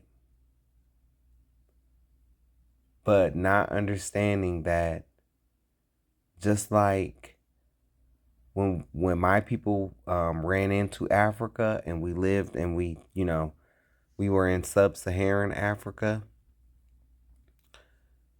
there were some good ones and there were some bad ones. But we all went under the curses. One just know, well, the good one's gonna go over here and it's gonna be this, and the bad ones over here, and them gonna be the ones that go into slavery. No, it wasn't like even the good ones went too, because we were judged as a nation, and it's gonna be the same way for white folks.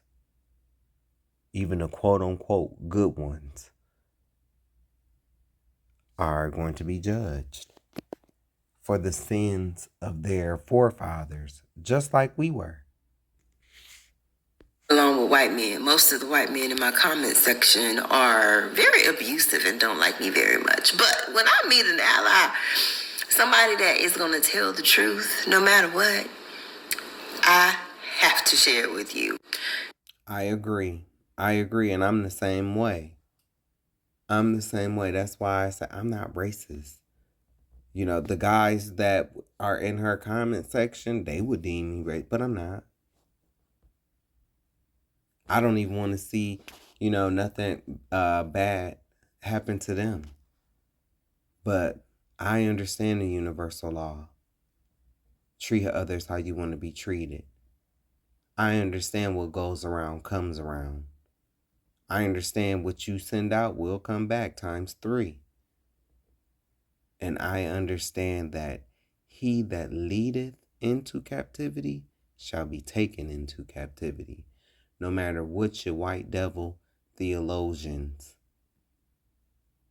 try to theologize that scripture out to be. No, it means exactly what it said. His handle is Paul for Equality. It seems like on all the platforms. I know I found him on Instagram and also on TikTok. So I'll make sure I put his information in the comments below. He is a real one. And I love the fact that he keeps it real. If all of us aren't free, then none of us should be free. Love it, love it, love it. And he's absolutely right. Not one thing that he said was a lie. Not one thing. And the richest and most powerful in America has convinced the poorest in America that black and brown people are the problem. Yep. And that is 100% true. That's the kick in the stomach. That's the kick in the stomach. Remember the kick in the stomach that I showed you at the beginning? That kick in the stomach? It wasn't actually black people. It was your people that look like you, but they just have more money than you. And they influenced you to hate us. Wasn't hard to do because it was already some hate there. From Genesis 27:41, when your forefather made the plan to kill our forefather. And that's what they've been doing. When in actuality, it's white men in power and the enabling racist white women who support these white racist men in power that have been the problem. Right. All along. Let me know what you think in the comments. And I hope you had you deserve. See, okay, so the video I'm about to share, I don't know what the brother's faith is, but I'm saying I avoid all Hebrew Israelites that wear this star like this. This is not the Star of David. It's not. It's the Star of Molech. But I've shown this. I've shown others talking about it. The evidence is there. With some things and some brothers, they not going to see it until they stand in judgment and they're rejected. So, but I'm telling you, usually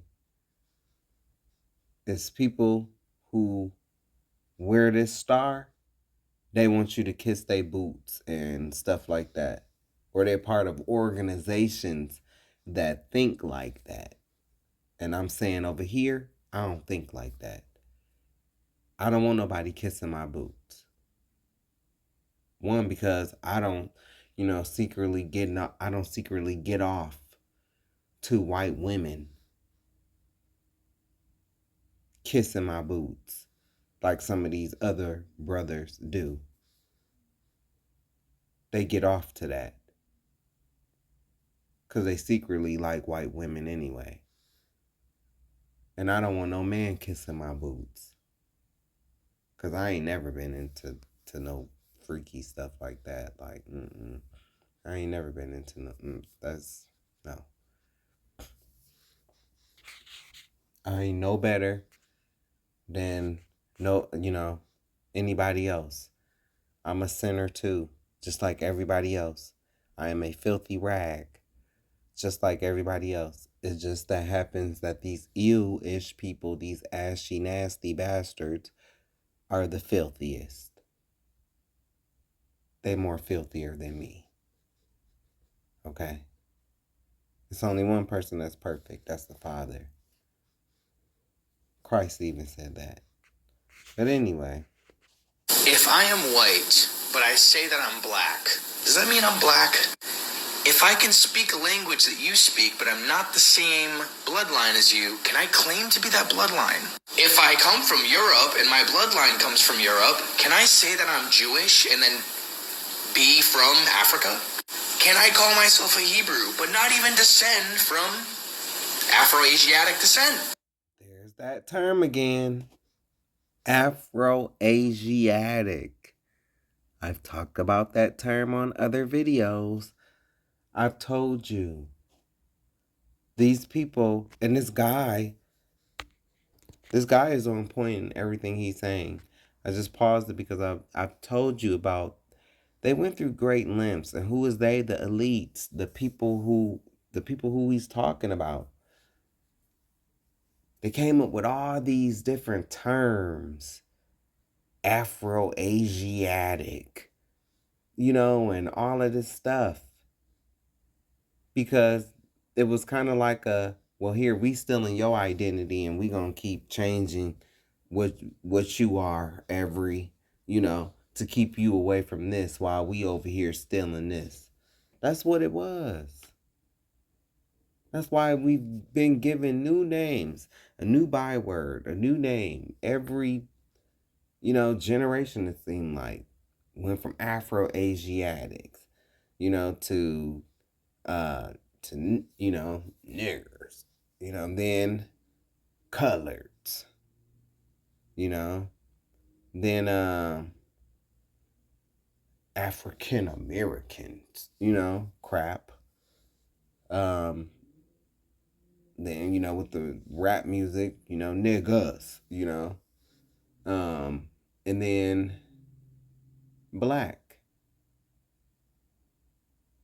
and I'm sure I've missed a whole, few other terms, but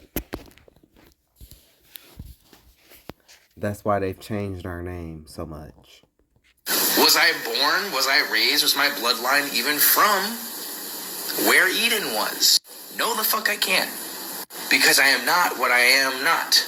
If my skin is white, I am not a Hebrew. I am not a Jew. I am a Gentile. I am European. So no, Ashkenazis are not Jews. They're German converts. I'm white, but I'm a Jew. No, you're not. You're white in the synagogue of Satan. The true Jews are Hebrews and dark skin. From the Shem bloodline. Amen.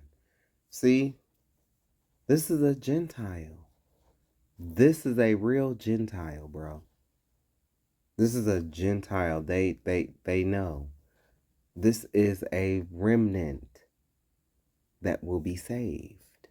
According to Amos 9 and 12, Isaiah 14, verses 1 and 2. This person is not a part of the synagogue of Satan and Esau, who are trying to uphold the synagogue of Satan with their Christian Zionism and all of this BS and their replacement theology and their, churches, white evangelicals are going to hell. White Christian nationalists are going to hell. Okay? The ashy nasties, the people that he are talking about, going to hell. This was really good. I gotta let this play again. If I am white, but I say that I'm black, does that mean I'm black? If I can speak a language that you speak, but I'm not the same bloodline as you, can I claim to be that bloodline? No, because they don't even speak the ancient Paleo Hebrew. That's another thing. They don't even speak the ancient Paleo Hebrew. They speak their form of Hebrew has Yiddish, German, and a little bit of Hebrew in it. All mixed together. It's not even the original language of the Hebrews. So therefore, they don't even speak the same language. They don't even speak the same language that Moses spoke. If I come from Europe and my bloodline comes from Europe, can I say that I'm Jewish and then... No. Can you say, well, you can say that you are Ish, the Ish part, but not Jew. Because you don't come from Judah. Black people come from Judah. This guy at the bottom of the screen with the star Moloch on his hat, he comes from Judah. Okay? And that's another thing that people, even in my people, man, I seen it. I commented recently on the show, man, and I mean, our people have just been beaten down so mentally, man. It's just, you know, they want to stick to this black. Oh, I'm black. I'm black. And don't get me wrong. I am black. I understand what it means to be black and to be a black man. But what I'm saying is, we don't understand as a people what that did. This is why we couldn't get reparations. Oh, you're black? Okay, where do black people come from? Oh, okay. We all have nations on this earth that we can trace back to. Where do black people, where do quote unquote black people trace their lineage back to? Damn sure can't be Egypt. Because Egypt, if you are Egypt, then you would be an Egyptian. If you were, if okay, you want to say it's Nigeria, okay, well, you're Nigerian. You're not black. You're Nigerian. Do you get where I'm going with this? When you say I'm black, yes, I understand what you're saying. You're Negro. I get it.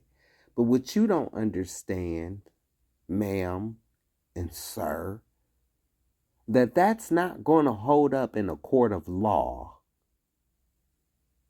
You need to be specific, right? The courts deals with specifics, not just, oh, I'm black. Okay, well, so are the East Indians. They dark skinned just like you. Are they black? Well, no, they ain't black. Okay, then, so how do you differentiate? How do we determine? I mean, where's the black? I mean, how? Man, you know we come from, Africa. Oh, okay, Africa. Oh, okay. Well, actually I don't. So, okay, there's 52 countries in Africa. Where do you come from?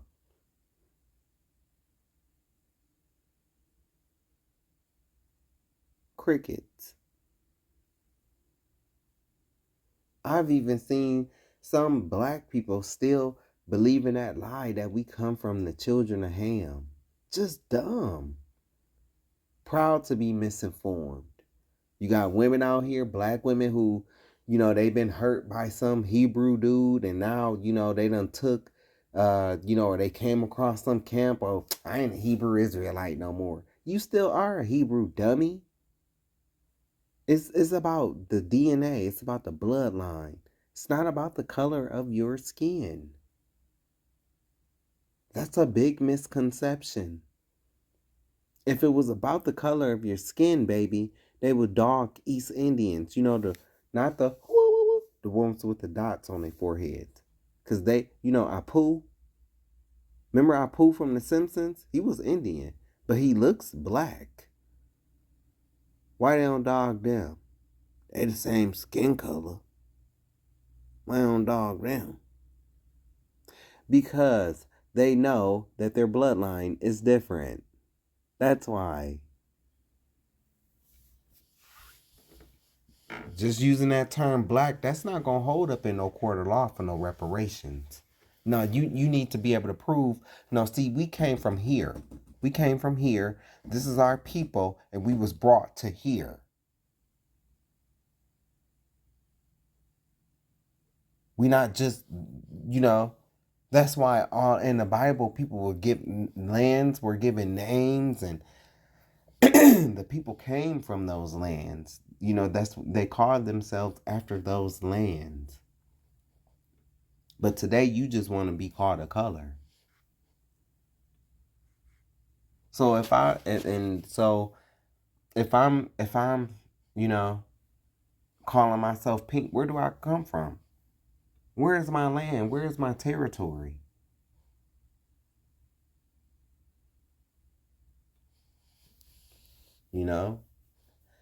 It's gonna take work to find this out. And what I found out is that a lot of my own people are just lazy. Lazy, lazy, lazy. Oh, they can tell you all about LeBron James, though. Oh, they can tell you about him. Tell you his shoe size. They can tell you all his injuries. They can tell you all his points that he has ever scored. They can't tell you where they come from, though. Can't tell you that. Can't name 5 black kings, 5 black queens. Nope, can't do that. Nope. Let's talk about them Steelers, though. You seen them Steelers? Seen them Cowboys? Oh, they know that. They know that. Oh, they got that. Oh, what's the O Block and the rap music? Oh, they know all the lyrics. They know all the lyrics to that.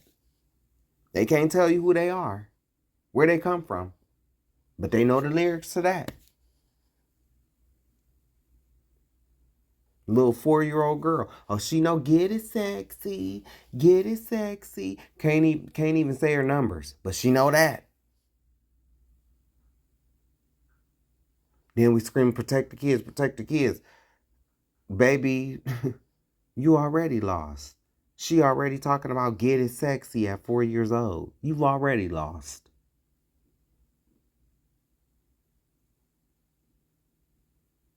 My people perish for the lack of knowledge. And I'm going to tell you something. A lot of you black folks, you sitting up here, you waiting for a rapture that's just, it's not going to come. It's not. You're going through the great tribulation, and many of you are not going to make it. You're going to perish because you were too dumb.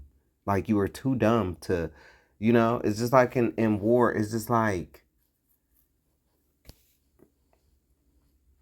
a person that's not physically fit and they're obese and they're not going to make it. They're not. You didn't take care of your body. It's not my fault. And we headed to a world, baby. I'm telling you what's about to come to this motherfucker. I'm telling you.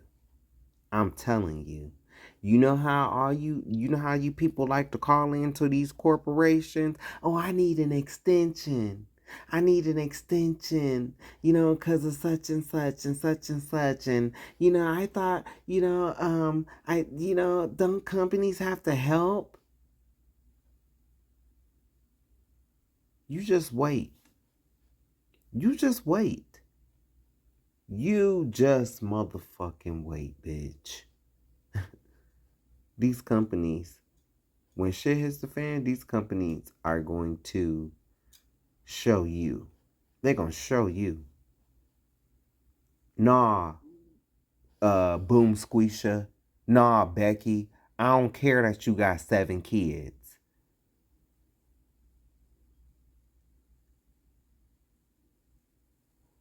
You didn't pay your bill.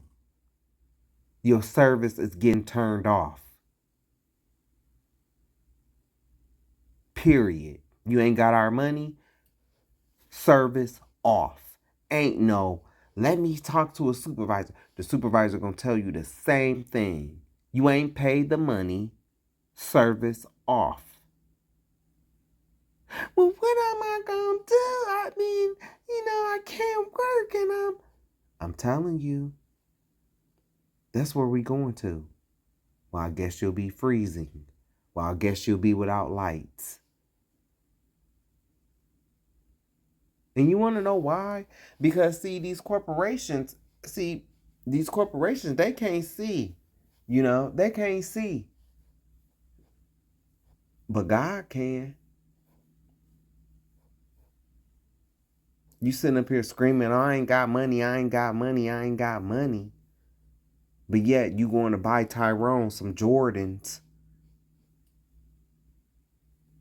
And he ain't your husband, ain't faithful to you, and he beat on you. He only nice to you when these Jordans come out, so because he know you gullible enough to go buy it. And Becky, you ain't out the picture. What about when Brad won a new motorcycle or a new helmet for his motorcycle? He treats you like shit any other time, but he nice to you when he wants something from you.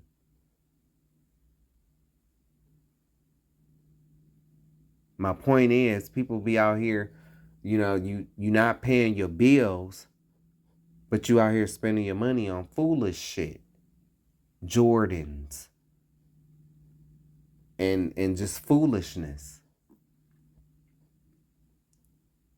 Fishing rods. And stuff like that. But then when it's time to actually pay for, the services that you need, like your lights, like your gas, like your internet. Oh no, you ain't got money for that. Our values in America have become fucked up. Fucked up. And I can definitely say that, that part specifically from the baby boomers to us, the baby boomers, they believed in paying their bills. They believed in paying their bills. I can't tell you how many people that I have talked to that's older. When the bill comes out, it's due. The date that it comes out is due. A lot of them think like that. It's these younger generations. No, they want to get sexy, get it sexy. All in the clubs and in the concert halls. But meanwhile, your utility bill is $1,000+. And then you ain't concerned about it until the man show up to turn your shit off. That's where we're at in this country. American values are fucked up. You heard me? I said American values are fucked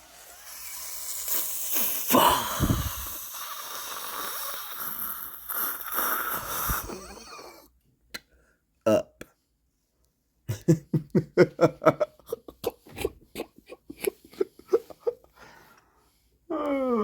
But it is what it is.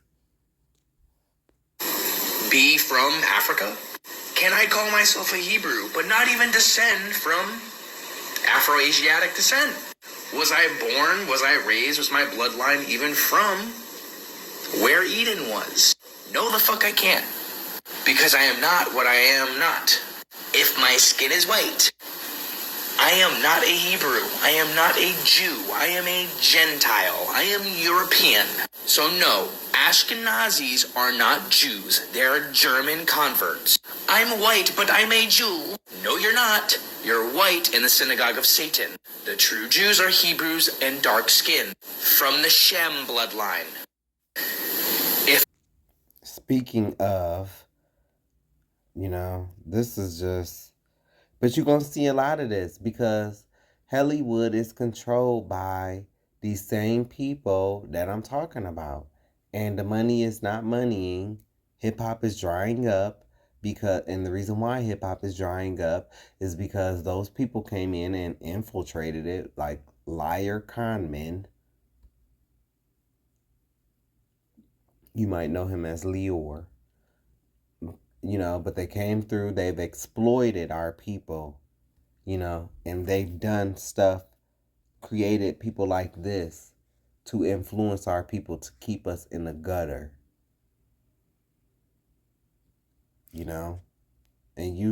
and now that the money is not moneying, because she ain't been viral in a minute. We ain't really heard nothing from her. Because once they achieve what they want, it's okay, we done with you now. Same, and that's what's gonna happen with Nikki too. That's the same thing that's gonna happen with Nikki.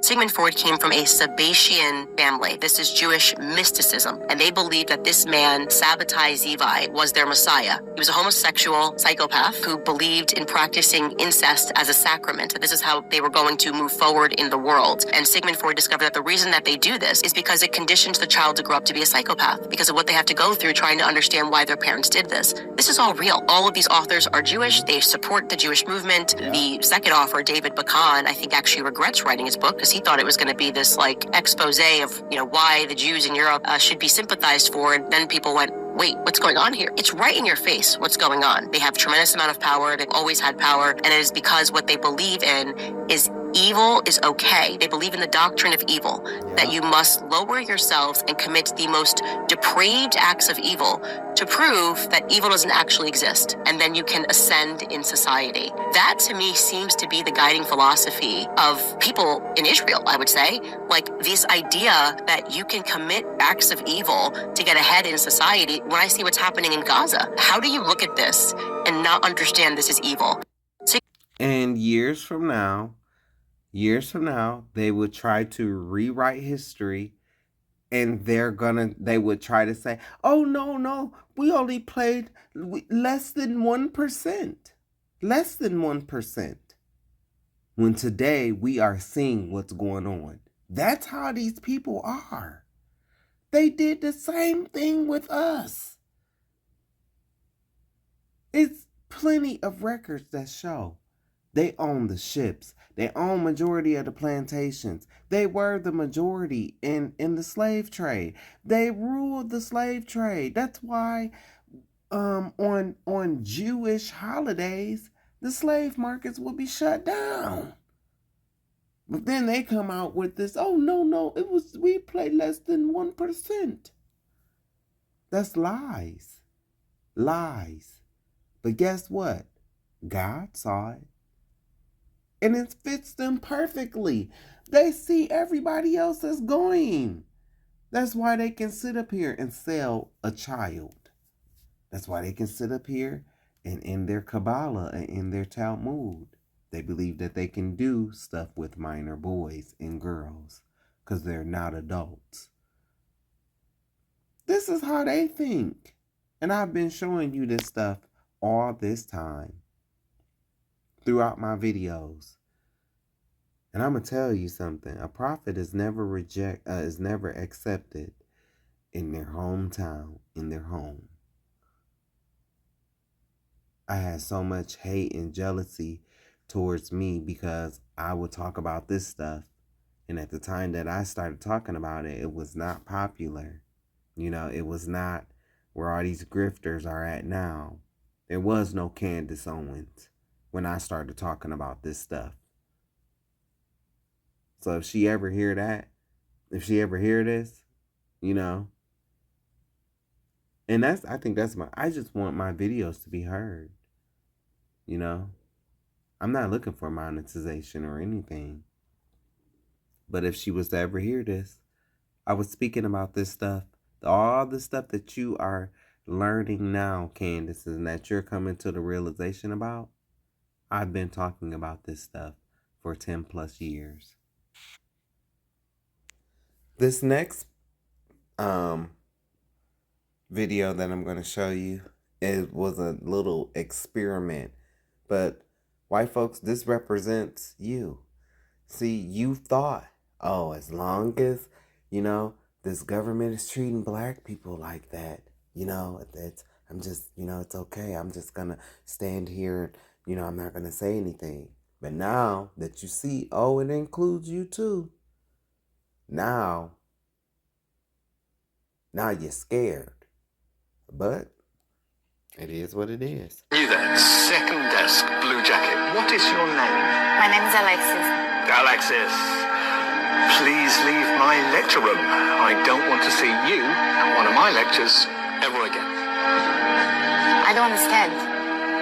I am not going to ask a second time. Thank you.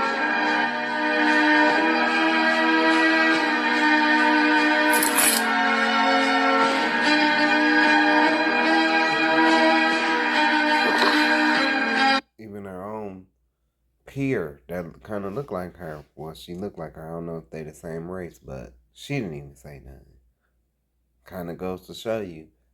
Kind of shows you that Hispanic solidarity that we as black people thought that they had, looks like they don't have that either with their vote, right?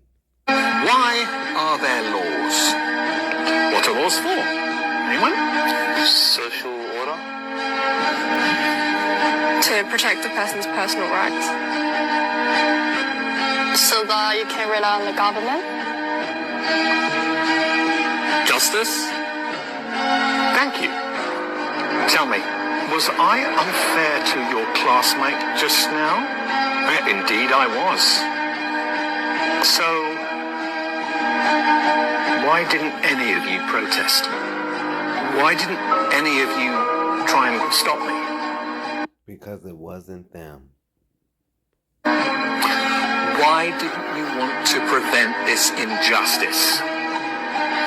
You see, what you have just learnt, you wouldn't have understood in 1,000 hours of lectures unless you lived it. You didn't say anything because you weren't affected yourself. And this attitude speaks against you and against life. You think it doesn't concern you, so it's none of your business. Well, I'm here to say, if you don't help bring about justice, then one day you too may experience injustice, and there will be nobody there to stand before you. And make sure you check his page out. I like this guy and the content that he shares. His name is Mike Dean. But this was very real. This was very real. And this is what the kick in the stomach is. The kick in the stomach. I don't know if I think that's what I'm going to name this video. The kick in the stomach. And I'm going to use Sonya Blade picture. The kick in the stomach. Because that's what you're experiencing as a people right now. So you can see what these pictures look like up close. This is from my YouTube. Look.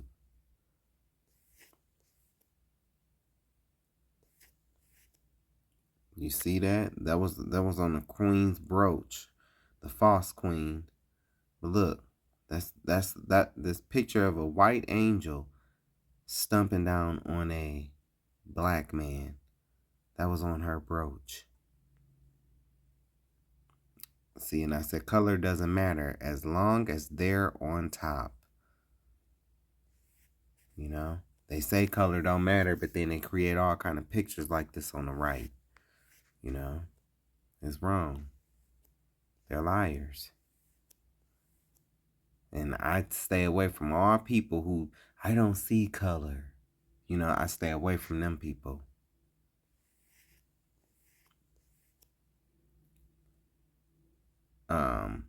SA insurance for the church. And you think y'all about to be raptured. Man, get the fuck out of here. Don't. Look, boy, look just like your ancestors. Just like your ancestors. Yeah, I mean, I don't know how y'all can't see the link, with all these Epstein files and, and talking about PISA and all of this, the child, essaying and stuff. And I just don't see how y'all can't link this to the Catholic Church with the priest and then all these Christian pastors that's white and black that's doing this stuff. It's all connected. A lot of these people be into Freemasonry. They be into this dark stuff on the low. Another week, another pastor's family member arrested for child sex crimes. At this point, you could set your watch by it. Let me introduce you to Indiana Lieutenant Governor Micah Beckwith. He has a podcast called Jesus, Sex, and Politics, and he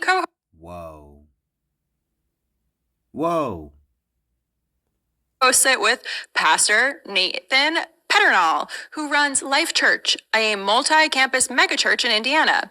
Nathan hired Beckwith years ago to lead one of those church campuses in Noblesville, and Beckwith still does that while serving as lieutenant governor. Holding both a pastoral position and a government office position simultaneously, totally normal. They call each other best friends and spiritual brothers in arms. Because these two have built their entire public brands together on telling people how to live morally, and they have a podcast where they position themselves as moral authorities covering sexual morality, protecting children, and the dangers of pornography. I'm sure you can see where this is headed. And if you need a quick sample, let's look at this campaign ad that Beckwith posted on his podcast just 2 years ago. Hi, it's Micah Beckwith, your Republican candidate for Indiana's Lieutenant Governor.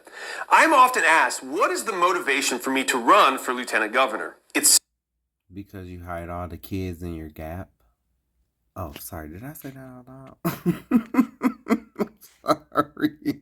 simple. It's my children. As you well know, there is an effort to Told you. alienate children from their parents and indoctrinate them into the woke culture. Our children should be being taught English, math, history, and science. Critical race theory and gender confusion should not be part of the curriculum. We need to get the politics and the left-wing agenda out of the classroom.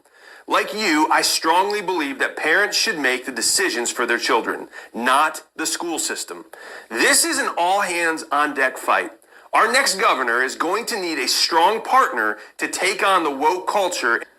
Motivated to protect Indiana's children from teachers, eh? An all-hands-on-deck fight to take on woke culture and teachers' unions. It's funny because teachers are widely recognized as one of the groups most likely to notice and report potential abuse at home. So I can't imagine why they're the target of his war. And I love how he says parents should make decisions for their children, not the school system. You know what would be a good parental decision? Maybe not co-hosting a podcast on sex and Jesus with somebody who's now very actively involved in an investigation on 7 felony counts related to child sex crimes. Damn, look at the comments. I've lost count. I've stopped counting at 143. Damn. And that was several months ago because it just makes you too sad at a certain point. Oh, so they saying it's the pastor's son. Oh, well, I guess the apple don't fall too far from the tree, huh? Sometimes it do, though. Mm. What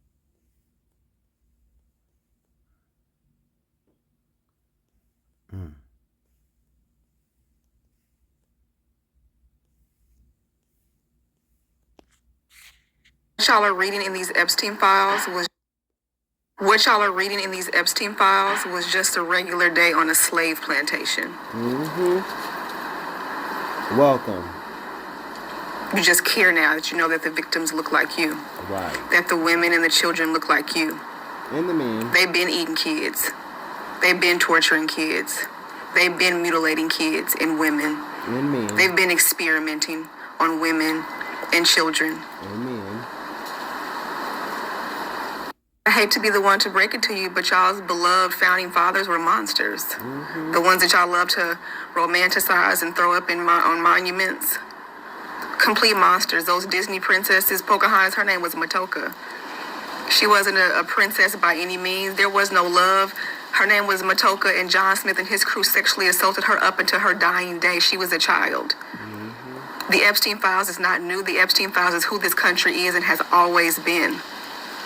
It's so wild watching you all be completely shocked and flabbergasted at what you're reading in the Epstein Files, as if like slave memoirs and narrative didn't tell you all exactly who these people were and who they have been. If you are at all shocked and surprised by what rich white men will do without any checks or balances or accountability to women, children, and girls. Amen, sis. Amen.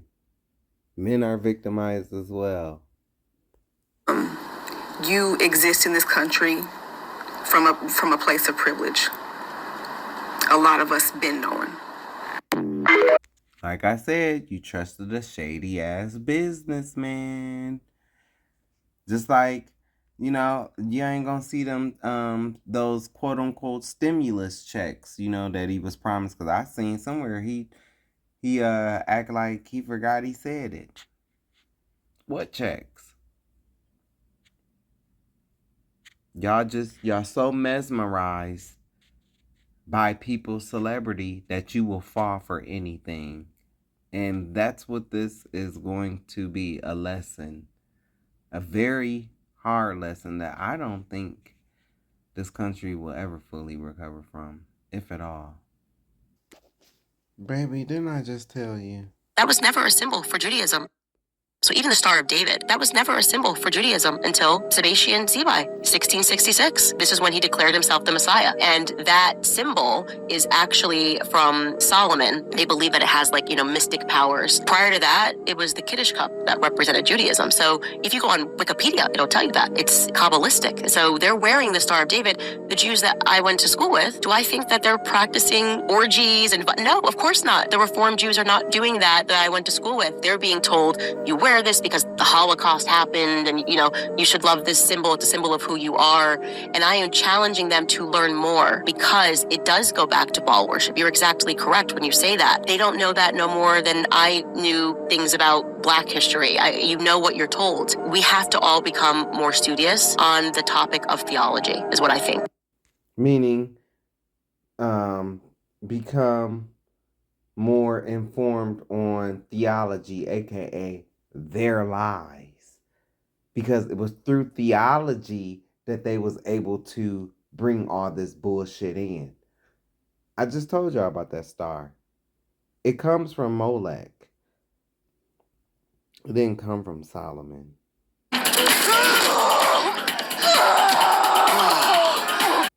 Sorry, I had to show you that again to, because that's the theme of this video. And so I just showed you the kick in the stomach, right? Now I'm going to let this white man talk because, on these past few videos, I've been telling y'all that wait until the regular white men like this, that look like this, wait until they wake up and they start putting all the pieces of the puzzle together. You just wait. Mossad, Israel's intelligence.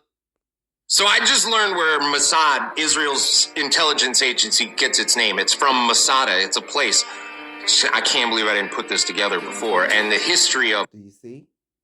Do you see?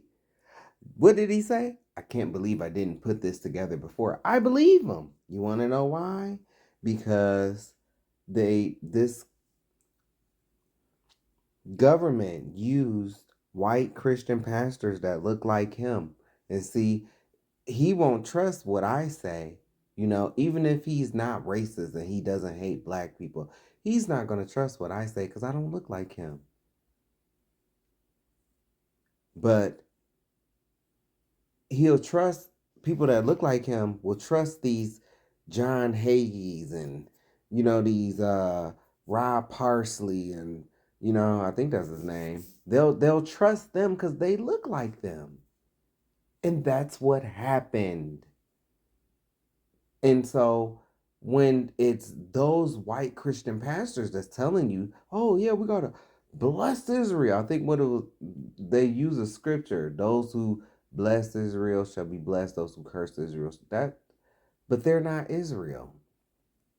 And so that's how y'all got here with the kick in the stomach. Because you trusted people that look like you and they did nothing but lie to you.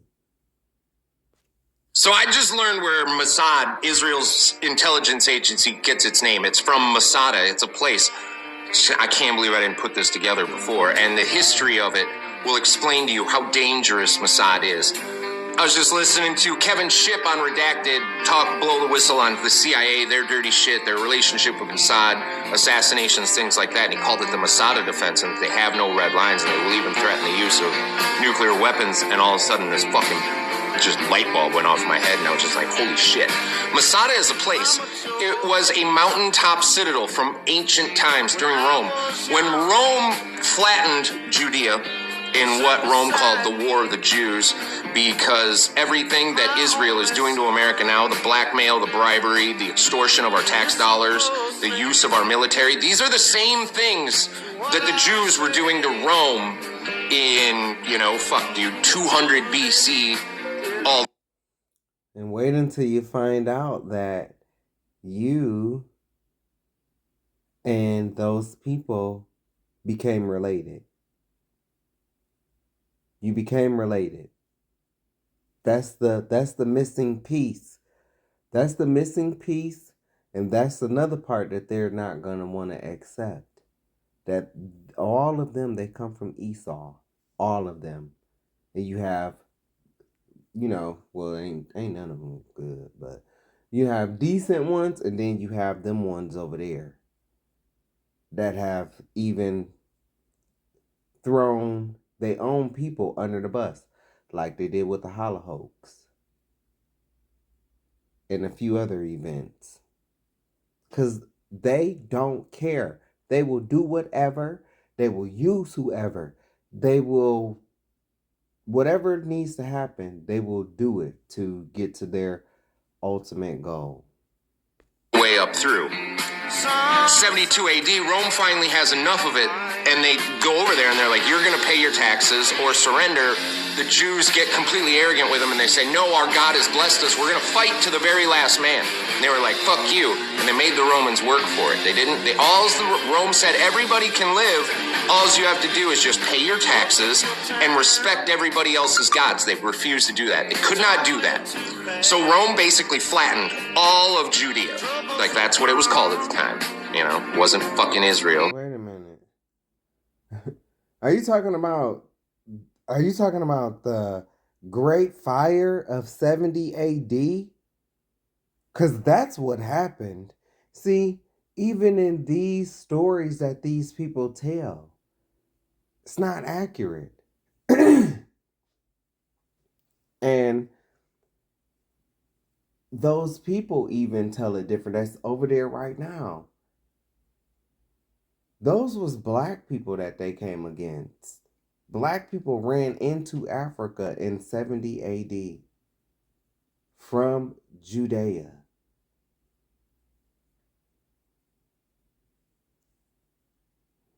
Now, were those people in the land? Yes, they were, because when Christ came 4 BC, and he lived up to about 31 AD. But during that time, it wasn't as many of them there now, but you had the Romans over there, and you also had you had the you had the imposters over there, the people who's over there now. They had been making conversions and stuff like that. But no, they started a fire and they blamed it on Israel. That's what happened there in 70 AD. So I don't know what he's talking about, but Let's hear him out. Shit did not exist back then. They get up to the walls of Jerusalem, flatten the whole place, destroy the temple. Some Jews escape. They make it out to a place called Masada. Masada was a mountaintop citadel. It had its own water source. It was completely impenetrable. Rome chases them down there with several legions. A legion is like 8,000 to 10,000 men. Surround the whole thing. There's no way into this motherfucker because it's like up 300-foot cliffs. The pictures of the place, it's still there today. It's out in the middle of fucking nowhere in like Jordan. Rome spends almost an entire year building one ramp to get their siege equipment up to the walls. The ramp is still there. This is how dedicated Rome was. And the Jews taunted them the whole time. We're always telling them shit and that their God was going to save them. So the whole year. And they finally, Rome marches these fucking, and this is the most important part, Rome marches their siege equipments up to the towers and they get to the walls and they're like, hey, you can all surrender. We'll allow the women and children to live, blah, blah. The Jews fucking spit on them, tell them to go fuck themselves. Rome's like, fine, fuck it. We're going to go get a good night's sleep because we're coming back tomorrow. We're going to kill y'all. So what the Jews did, they all committed ritual sacrifice, suicide. They all killed themselves. The men killed all the women and children, and then they one by one killed each other, and the last guy committed suicide. Sharing is over. And I have heard that them take this as like how they should defend themselves, and that's even like when you hear them use the Hannibal Directive. Hannibal Directive is fucking kill your own people so that they can't be taken prisoner. It also comes from fucking Roman history, from the Punic Wars of Rome's war with Carthage. But I digress. Rome fucking gets up to the walls, everybody's fucking dead. That was Masada. That was the siege of Masada.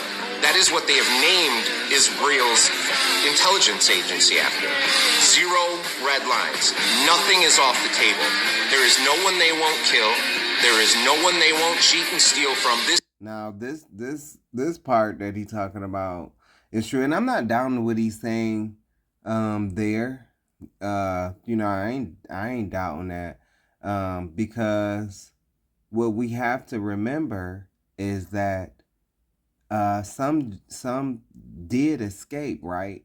Those ones that did escape that he's talking about, they ran into Africa. Those were the ones that ran. Some ran north too. Well, no, they didn't run north. The ones that was captured, they was taken north, and they fought in like your arenas and stuff like that. But I'm not doubting, because I seen on a video one time it was talking about different events that happened at the same point in time. Like on one side of the earth, this was going on. We hear about this great event, but on the other side of the earth, this was going on at the same point in time too. So, but this last part, I definitely believe this with this Masada, they will do anything. They will. Intelligence agency after. 0 red lines. Nothing is off the table. There is no one they won't kill. There is no one they won't cheat and steal from. This is the enemy that we have at our gates. They are embedded themselves all over within our fucking government. And this is what we are. And Benjamin Netanyahu has even said he sees America as Rome, and he has also said that Israel will not lose its second war with Rome. They are at war with us. They are attempting to destroy us, and they extort us. And coming over here, and whatever the fuck he does to fucking leverage Trump, they say that the last time that Israel threatened Trump that they would nuke Iran unless the United States struck those nuclear facilities. It's not that Israel can't do this on their own. They don't even want to. They use us. They're extorting us. They do nothing but cost us blood, treasure, and fucking heartache. I've told y'all this. So the way he's explaining it to you, white men is going to understand that. But the way I explain it to black people, and I know white men understand this too. Remember on the movie Friday? I'm sure you've seen it, even you racist ones, because y'all love black culture. But remember that big black guy, Debo? Remember him? Remember how he would, then the Jaw, every time he came around the neighborhood, the Jaws music would come around and, what you got on my 40, homie? Remember that? Debo is America. Debo is America. See, and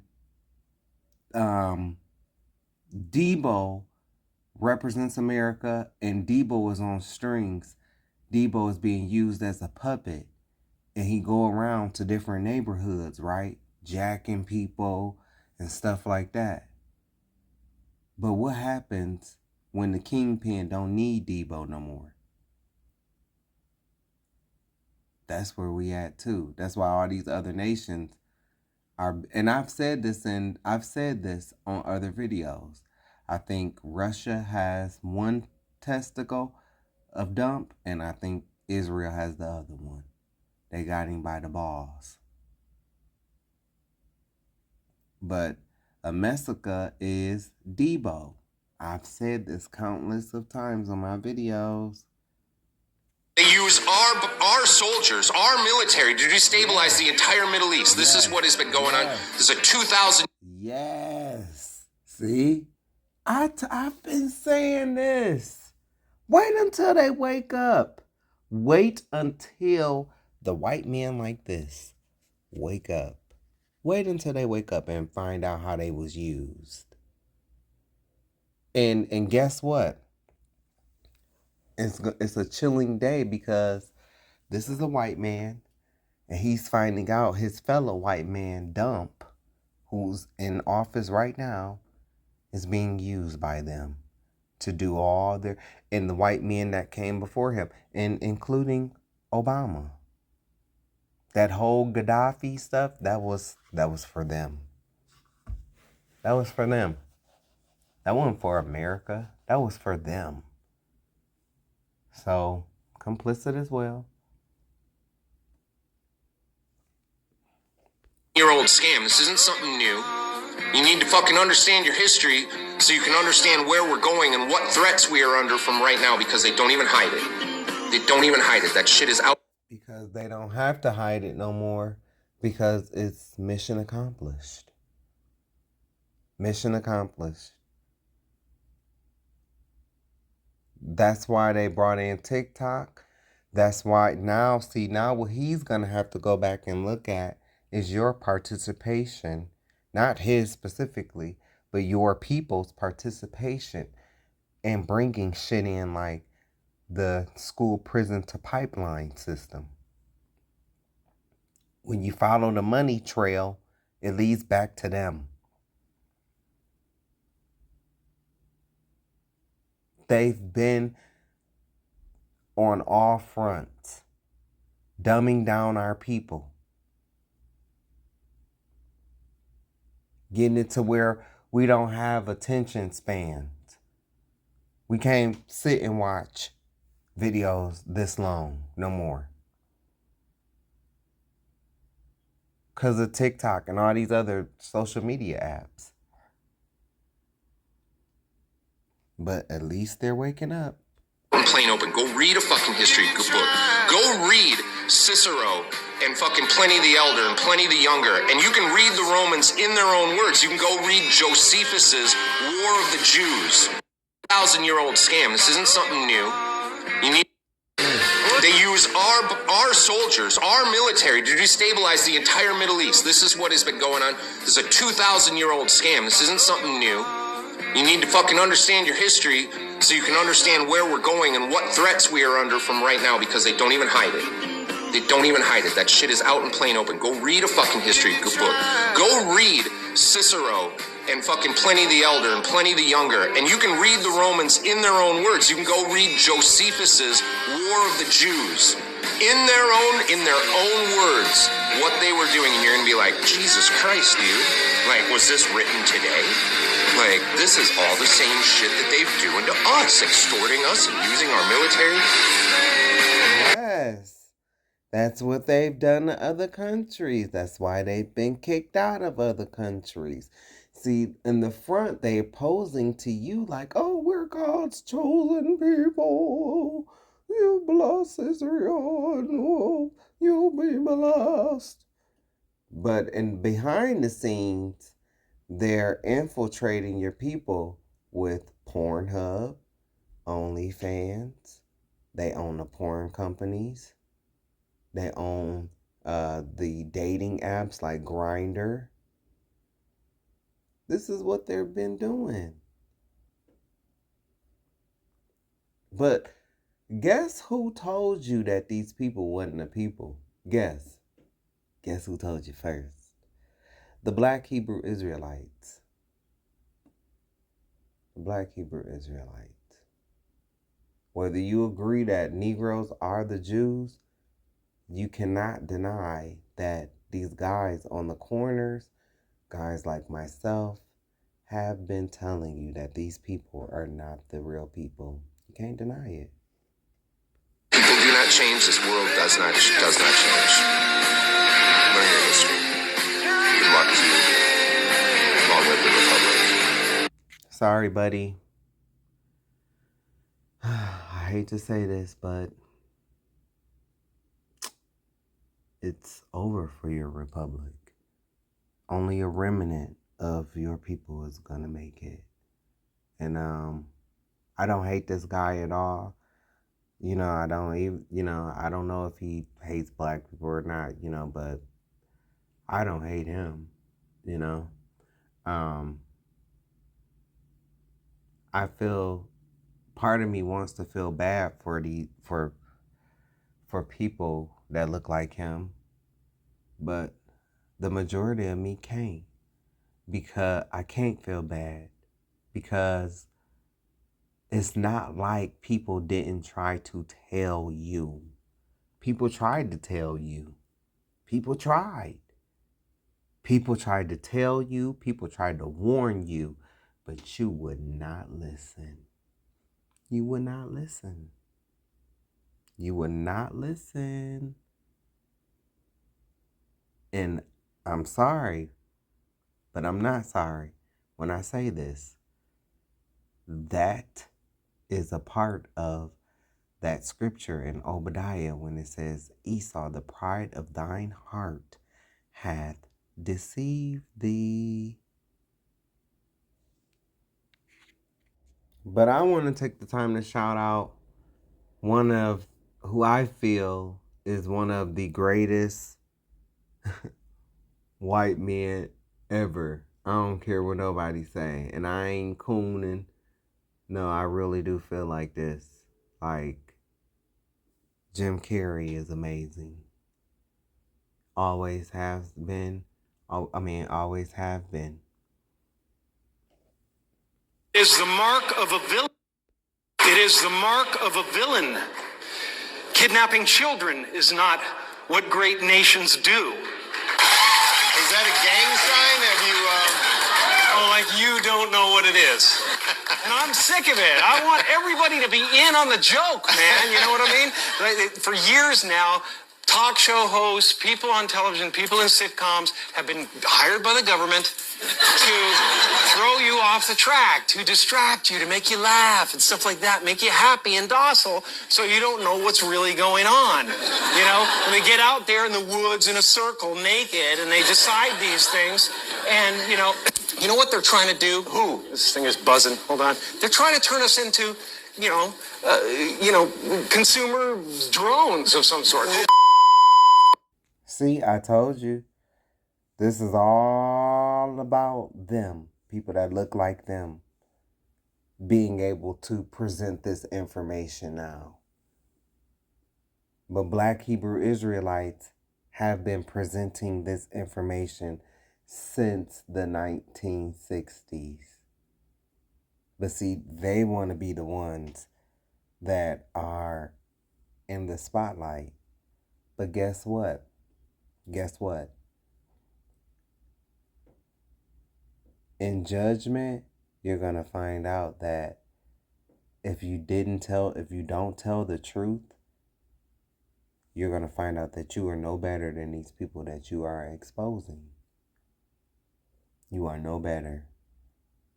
And this was all for fame, money, in spotlight.